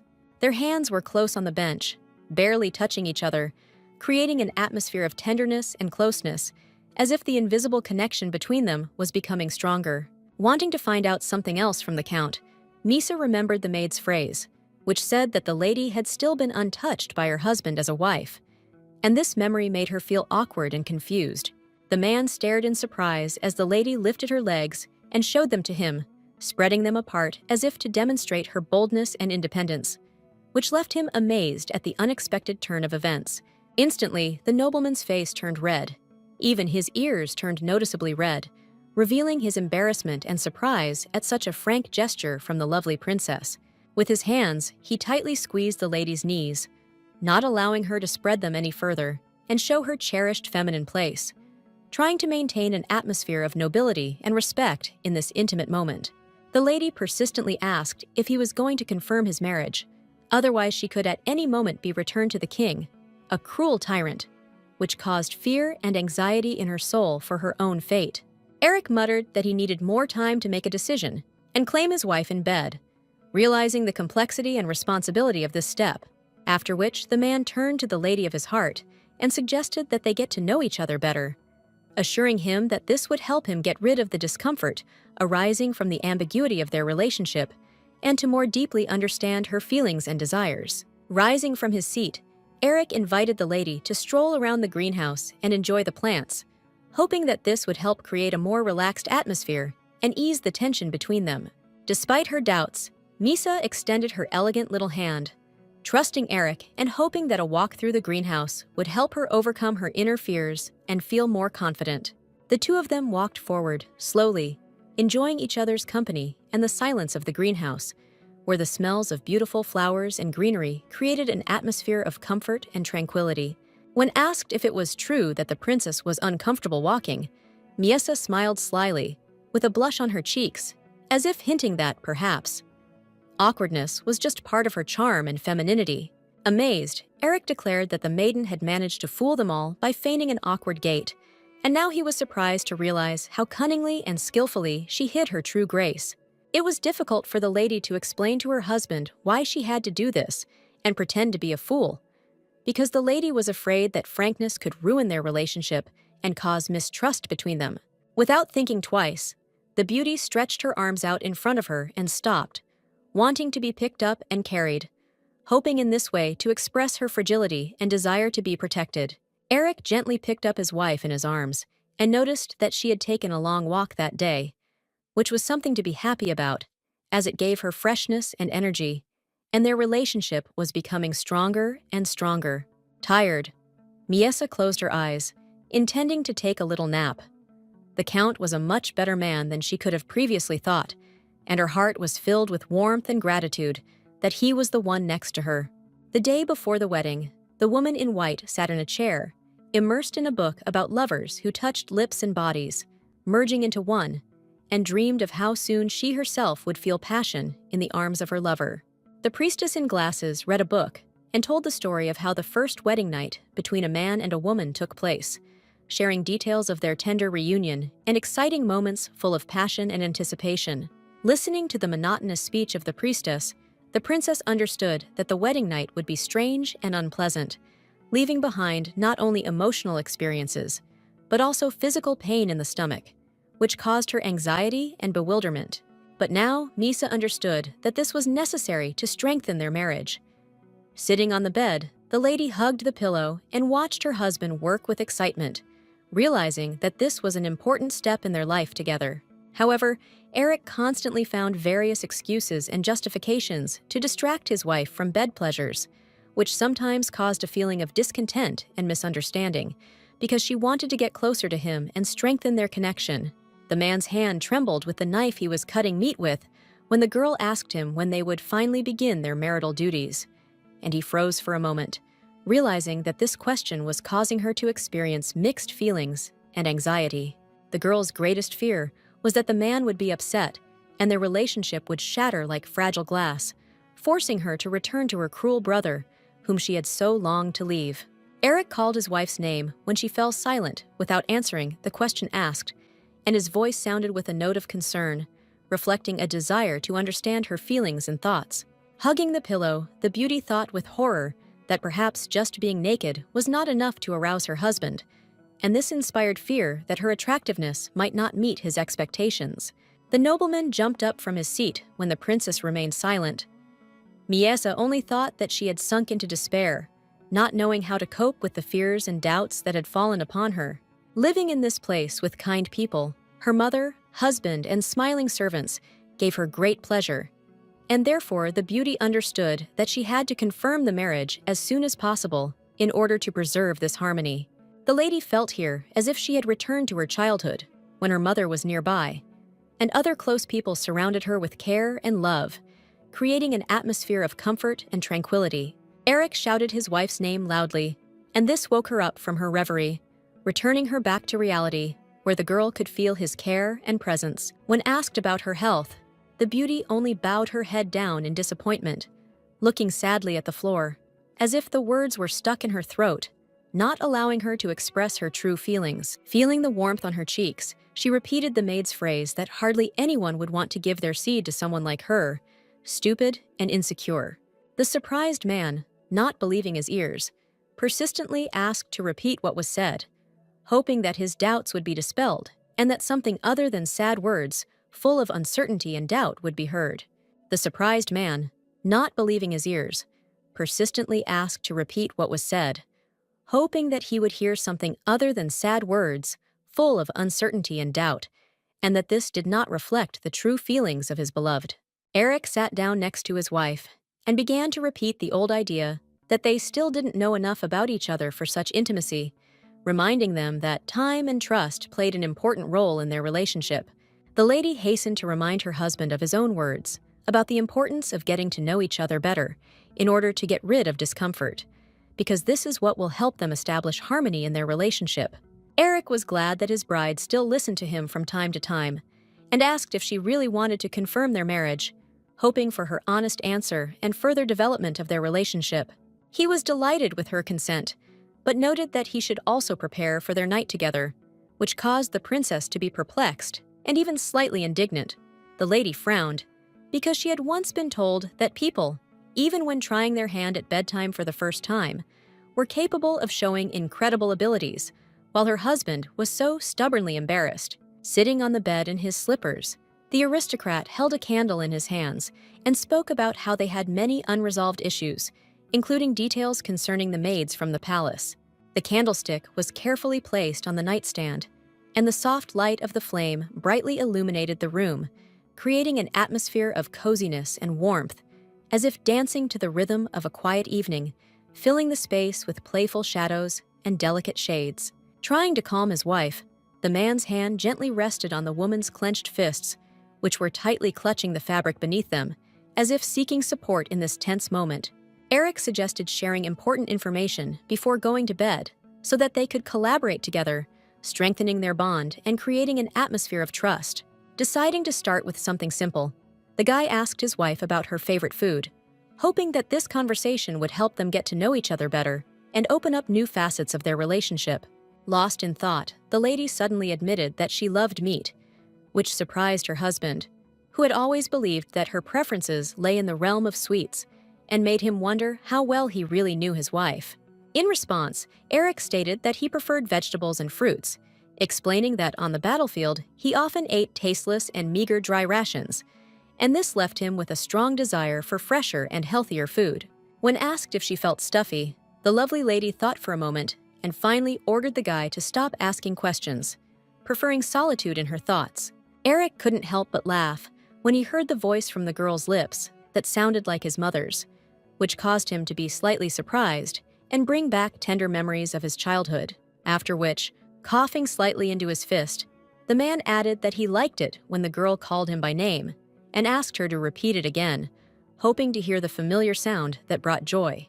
When Miesa obediently said his name, Eric gently hugged her cheek, feeling how the warmth of her skin filled his heart space with joy and tenderness. In response to her obedience, he tenderly gave her a chaste kiss on the forehead, expressing his love and care without unnecessary words. And at that moment, a feeling of warmth and trust hung in the air, as if an invisible connection had formed between them. A gentle and kind smile shone on the man's lips, reflecting his sincere feelings and willingness to take care of her. As if this simple facial expression could convey all his tenderness and support. Touching her forehead shyly, the girl felt for the first time a genuine interest in another person, and this new sensation filled her heart with trepidation and excitement. Since childhood, the beauty has been accustomed to wearing masks to fool others, hiding her true feelings and thoughts behind imaginary images created for protection and manipulation. The princess went to bed, and the guy was still sitting next to her on the bed, carefully examining his beloved, immersed in thoughts about her beauty and uniqueness. Now they lay next to each other, rather than on opposite sides of the bed, enjoying the closeness and quiet comfort that created a special atmosphere between them, filling the room with tenderness and a sense of mutual understanding. Eric lay back on his pillow and closed his eyes, hoping to learn more about his wife in the near future, dreaming of how their relationship would deepen, revealing new facets of her personality and their life together. The next morning came, and the house was filled with the morning freshness. The birds were singing merrily, but suddenly a loud voice was heard calling the young master, interrupting this idyll. The boy walked forward with a quick step, having learned about the situation that had happened, and his heart began to beat faster from excitement and the desire to understand what was happening. Eric and his servants froze, listening to the rough voice that asked the other man why he was pretending to be innocent, creating tension in the air and arousing curiosity about what was really going on. The maids stood with their heads down and sweat streaming down their faces, betraying their excitement and tension at this difficult moment when they tried to remain invisible in the shadows of what was happening. Below, on the floor, in bandages and scarves, lay the princess, wounded and with her eyes closed, creating a feeling of anxiety and hopelessness, while around her reigned an atmosphere of tension and care. Eric stood frozen in shock, feeling the world around him collapse, falling into a chaos of worry and anxiety as he realized his lover's life was in danger. The sun was shining brightly, filtering through the window and curtains, creating a warm glow that filled the room with light and gave it a cozy atmosphere despite the disturbing events unfolding around it. The servants stood over their mistress, discussing how she had once again woken up innocent, and noted with bewilderment that the newlywed couple had still not touched each other. One of them noticed something strange and leaned even closer to the young lady, trying to examine the woman's condition and understand what could have caused such alarm. Frowning, the woman with the mole on her face thought that the lady had been acting strange lately, and her behavior was causing more and more concern and confusion. Misa pulled her idiot mask back on and lay on the bed with a detached face, her mouth open and her eyes looking away blankly, as if her thoughts had wandered far away from this place and she no longer belonged to her body. However, the maiden greedily absorbed all the information and rumors that the maids discussed, standing above her and thinking that no one could hear them, especially about the meeting with another family, and this inspired her with increasing curiosity and anxiety. The ladies roughly grabbed their mistress by the arms, insistently ordering her to get up, because it was time to change clothes, and their determination left no other choice. The lady herself bit her lip while no one was looking, feeling how anxiety was slowly but surely creeping up her throat, causing panic and making her heart beat faster. The green-eyed lady looked away and asked why the 3 pillars of the kingdom were in such a bad state, showing genuine concern about what was happening around them. The second woman with freckles said irritably that she herself did not know the answer, adding that she wanted to leave the Claudin mansion as soon as possible, feeling the growing tension in the air. Suddenly, the fragile princess made a strange sound, attracting attention, and all eyes immediately turned to her, Full of anxiety and anticipation, she began to giggle strangely with a crazy look and an unnaturally wide smile on her face, causing everyone present to feel anxious and confused. The maids, carrying heavy baskets of sand, hoped that their mistress would like their gift, and their hearts were filled with excitement in anticipation of her reaction, as they tried to create something special to cheer her up. Suddenly, one of the maids asked another if she had heard anything strange, as if someone had screamed, filling the atmosphere with anxiety and wariness. Suddenly, a running figure appeared in front of them, running as fast as he could, and the orange fabric fluttered in the wind from the speed, creating a feeling of swiftness and surprise. It was a princess whose bare feet raised dust, and whose arms, waving in different directions, frightened passers-by, creating an atmosphere of chaos and unpredictability. Like the wind, she swept past the servants, who were surprised, but did not even have time to turn their heads, let alone stop their mistress. And a feeling of confusion and bewilderment hung in the air as everyone tried to comprehend what was happening. Moving as if her life depended on it, Misa quickly looked for the stairs to complete her planned bone-breaking move, full of determination and fear of what awaited her. Suddenly, she spotted her target, as well as another maid who was coming upstairs carrying a heavy box, and that moment filled her with determination to act. Realizing that the stairs were occupied, the girl ran past and, continuing along the corridor, noticed an open door where she headed, hoping to find an alternative route to her goal. There was a balcony there and no one was there, which gave her the opportunity to stop for a moment and collect her thoughts. Enjoying the fresh air and the feeling of freedom, without thinking twice, the girl climbed onto the railing with her feet, feeling adrenaline and fear, because this was the only way to get closer to her goal and achieve her plan. Then she jumped forward as if she wanted to fly like a bird into the sky, and her bare feet left the ground. Delicate flower petals swirled in the air, creating a magical moment full of hope and courage. At that moment, she really did look like a madwoman, smiling widely and feeling completely free, as if the world around her had ceased to exist, leaving only her and this magical moment. Below, innocent yellow flowers were waiting, smelling pleasantly, spreading across the clearing and creating an atmosphere of harmony and tranquility, as if nature itself was calling the girl to freedom.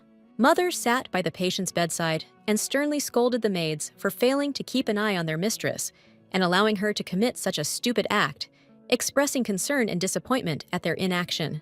Adele stood by while the mistress of the house scolded the maids for being lazy all day, but insisting on personally bathing and changing the emperor's sister, showing her pride and the importance of the task. The woman's moralizing and insults were interrupted by the voice of her son, who addressed his mother, adding tension to the atmosphere and causing everyone to freeze in anticipation of his words. Eric stood next to his mother, looking down at his wife, who lay unconscious from her injuries, his heart clenched with worry and a sense of hopelessness. The maids from the palace, who had just been scolded, shuddered in fear as they felt the young master's gaze full of anger and disappointment, and excitement quickly overwhelmed them, because they understood that the full weight of the consequences of what had happened would now fall on them. The guy, gently placing his hand on the body of his beloved, leaned over and began to check how many wounds the beauty had received. His heart sank with anxiety when he realized how much she had endured. Eric sternly ordered the girl standing next to the bed in a blue dress to be ready for inspection. The man's voice sounded confident and insistent, emphasizing the importance of the moment. This short girl's name was Gela, and she was one of the knights of the Zlatan family. Frowning, she prepared to carry out her master's orders, determined to demonstrate her loyalty and valor. The man ordered a courtier to escort one of the palace maids to the emperor, and at the same time inform the ruler of his sister's injuries so that he would be aware of her condition. After receiving the count's order, the subjects bowed their heads obediently, and together with Adele, they were ready to set out to carry out his mission. Mother, muttering in frustration, noted that no one could have imagined how difficult and stupid it was to follow the plans of idiots, because every action they took only complicated the situation, causing them to feel bewildered and irritated. With an evil smile, the woman added that these madmen who had failed to keep an eye on their poor mistress should have their limbs amputated for their negligence and carelessness, since such blunders were completely unacceptable. The lady continued to see Rosie instead of the princess, a sweet girl who died at a young age and loved so much to pick flowers with her older brother. It was the spring before Rosie's 10th birthday, and alone in the woods without a nanny to accompany her, the girl felt free and happy, plunging into the world of her dreams under the bright rays of the sun. The drunken night knocked the little girl down, and the unusual flowers that fell to the ground turned a frightening red color, creating an eerie sight. Mother covered her face with her hands, losing her mind from horror and grief, bursting into inconsolable tears that flowed down her cheeks like a river, carrying away with them all hopes and dreams of a happy future.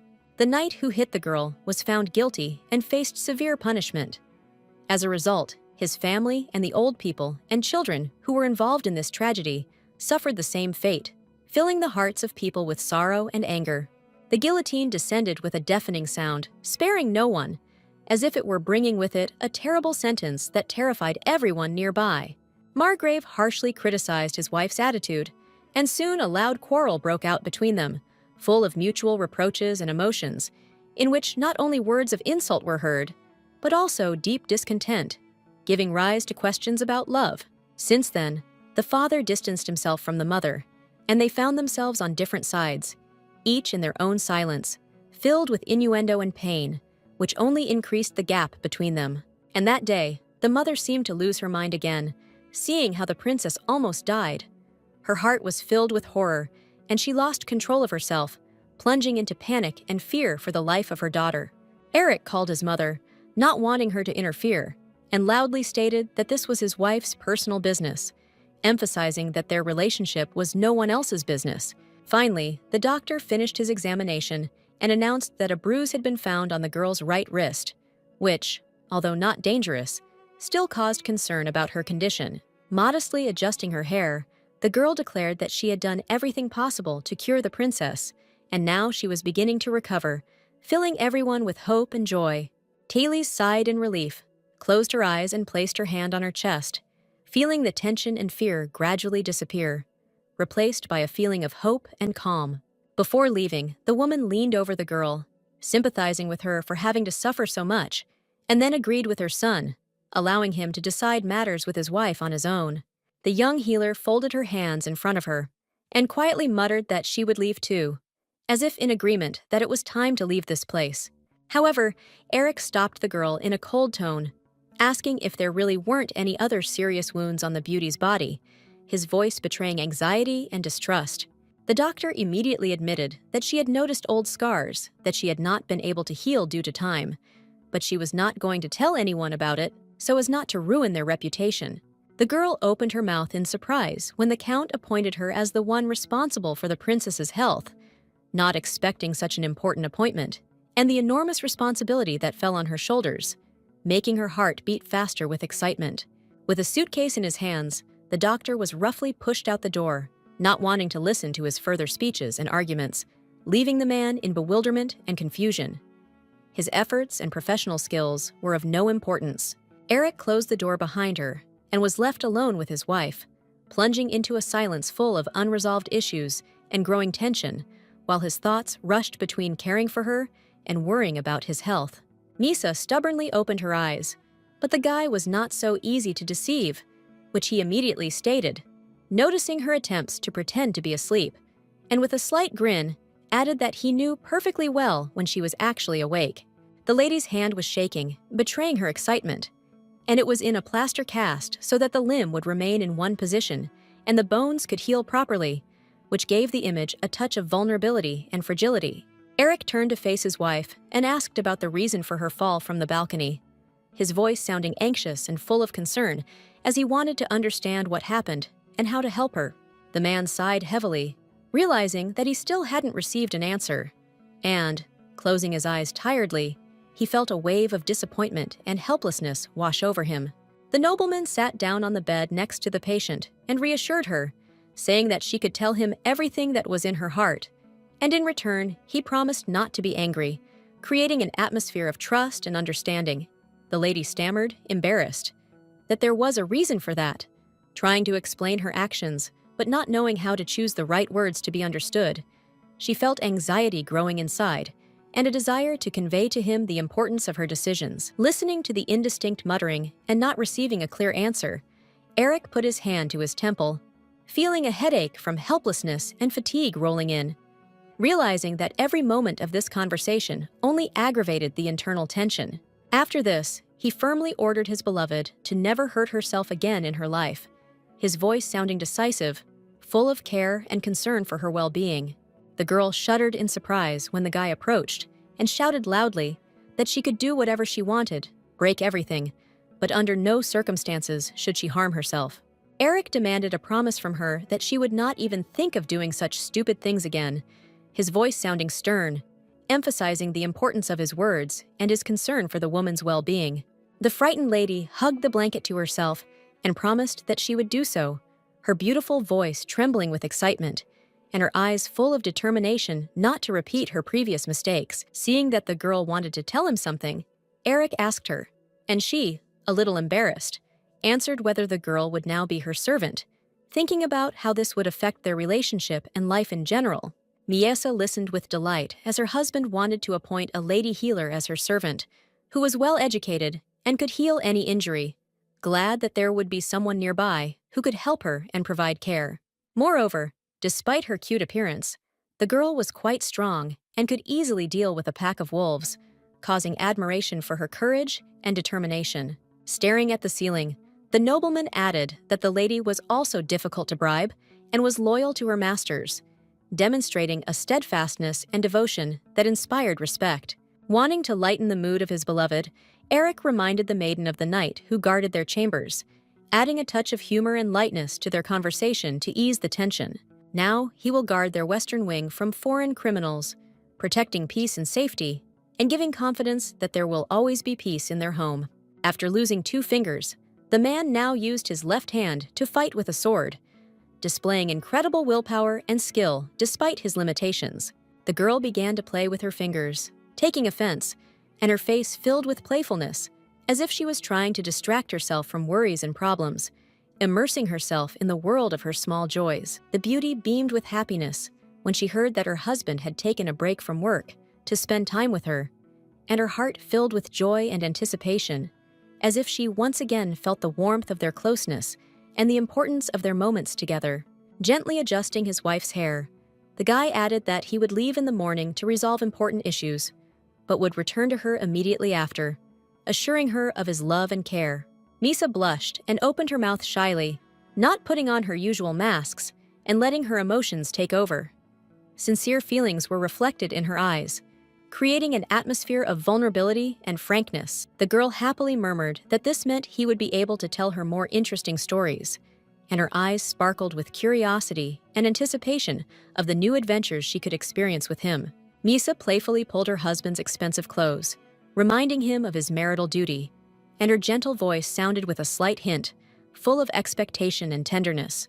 However, the man was extremely angry that she could think such a thing when she herself was so seriously injured, and his anger mixed with deep concern for her condition, causing a storm of emotions in him that he could not contain. Turning away from his wife, Eric ordered her not to think about such things again until she was completely healed and began to recover. His voice was firm, full of concern and a desire to protect her from unnecessary worries. The princess looked away, embarrassed, frowning, and taking offense. Her hands were folded in front of her on her knees, expressing inner tension and discontent. When asked why she was so shy and insisted on bedtime every day, Misa awkwardly replied that she thought that her husband was constantly hinting to her about divorce. The Virgin, referring to the opinion of others, expressed the idea that it would be wise to divorce her as soon as possible and marry Laken Crispin, who was more suitable for him as a match. The man's face froze in horror as the girl began to talk about herself as a walking disaster. The words sounded as if she herself did not believe in her own abilities and worthiness, and this left him completely bewildered. It was all the fault of the arrogant and haughty Amberic, who during their last meeting was indignant because of the stupid princess, humiliating her and showing his contempt. His arrogant behavior left an unpleasant aftertaste. Eric, gently hugging the girl's shoulders with his strong arms, tried to convince her that he was not going to arrange a divorce and abandon her to her fate, promising support and overcoming difficulties together. After he promised to answer any question the princess might have if she had anything interesting to ask, he also added that the extraterrestrial beauty should always turn to him first for help at any time. After this, the aristocrat asked if his beloved had thought that he had been hiding something from her until now. The man's words made her think that perhaps there was some misunderstanding between them after all. The girl awkwardly looked away, blushing with embarrassment, as the guy began to list all the things he shared with her. Her sensitive heart began to beat faster, and she felt how important these moments were to him. Suddenly, he stopped, covering his wife with a blanket, and ordered her to rest. If Misa wanted anything, she could always call the maid. Such a caring gesture showed how important her comfort and peace were to him. The beauty, lying on the bed, admitted that she liked the workshop best of all, because they worked there quietly, unlike the noisy kitchen or laundry. It was a refuge where the lady could enjoy peace and concentrate on her thoughts. It was rumored that Miesa often spent time in the company of a maid, who quietly worked with her hands while the princess slept soundly on a blanket, creating an atmosphere of calm and comfort. The noblewoman's face lit up with joy and a blush when the boy finally realized that she had gone there to get information, and this realization made their bond even stronger.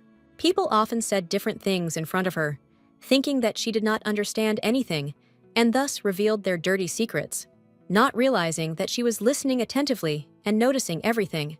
A maid with a birthmark on her face accepted a bribe from another wealthy mistress to fulfill her whims, and now finds herself drawn into a world of secret intrigue and manipulation. Excited, Miesa loudly declared that she knew everything about everyone and that she could take up espionage, thus trying to impress her husband with her resourcefulness and ability to understand business. The man was impressed by such knowledge, and Misa, unable to restrain herself, told him that Adele did not like the strange nobleman with white hair, which only fueled his interest in her words. The young maids would often whisper behind their senior's back, claiming that she liked more reserved guys, and this created a tense atmosphere among them. Eric was amazed that their butler liked the smart Adele, who often rejected him, not letting him get close to her, and this caused mixed feelings and bewilderment in him. The man, placing his hand next to the beauty's face, understood that all her previous actions had a deep meaning, and this realization made him look at her with new respect and interest. Eric approached his confused wife and quietly said that he wanted to talk to her more closely, hoping to create a more intimate atmosphere for discussing his feelings. Misa beamed happily, hoping that their wedding night would happen today, and this expectation filled her heart with excitement and joy, making her dream of how they would be together, sharing their feelings. However, instead, Eric began asking about the maid and the bribe, and his questions distracted the resourceful princess from her happy thoughts, causing her to feel anxious and bewildered. Eric wanted to know more details and ordered the lady to answer him if they wanted intimacy in their relationship, a statement that left the beauty confused, making her think about the consequences of such a conversation. Turning her back on her own husband, the girl harshly called him a cheater, her words filled with resentment and disappointment, which only increased the tension in their relationship. A little later, lying on the bed, Miesa explained that tomorrow there was to be a meeting between the maid and the swindler, and also added that they would talk about 3 pillars that were important for their situation. These 3 pillars of the kingdom referred to the 3 families that represented His entire Majesty, and their union played a key role in maintaining stability and power in the state. They all had 3 family crests, each depicting a bear, a snake, and a deer, which symbolized their unique qualities and characteristics, and also reflected important traits inherent in their families. Among them, the Salakyes family, depicted as a snake coiled around a tree branch, represented the king's mother, and was exterminated several years ago, leaving behind a trail of tragedy and uncertainty in the kingdom. It did have its significance, however. It brought back memories of the meeting with Lacan, who had persuaded the count to stay, highlighting the importance of alliances and personal connections in these turbulent times. There, behind the tree, stood a maid with a birthmark on her face, listening attentively to the nobles' conversation and absorbing every word, as if trying to understand their secret plans and intrigues. The princess realized that the pillar the closest maid was meeting with most likely belonged to the Crispin family, and she needed to get the attention of both sides to find out what was really going on. Suddenly, the beauty's thoughts were interrupted when Eric tenderly kissed her on the cheek, and at that moment, she felt how excitement and joy filled her body, making her forget about the worries and doubts that mercilessly tormented the beauty. The girl shyly pressed her hand to her burning cheek, feeling the warmth from the kiss still spreading across her face, and her heart began to beat faster from excitement and unexpected happiness. The aristocrat himself, possessing the same noble charm, explained that it was a gesture of gratitude for her frank answers. The man's words added even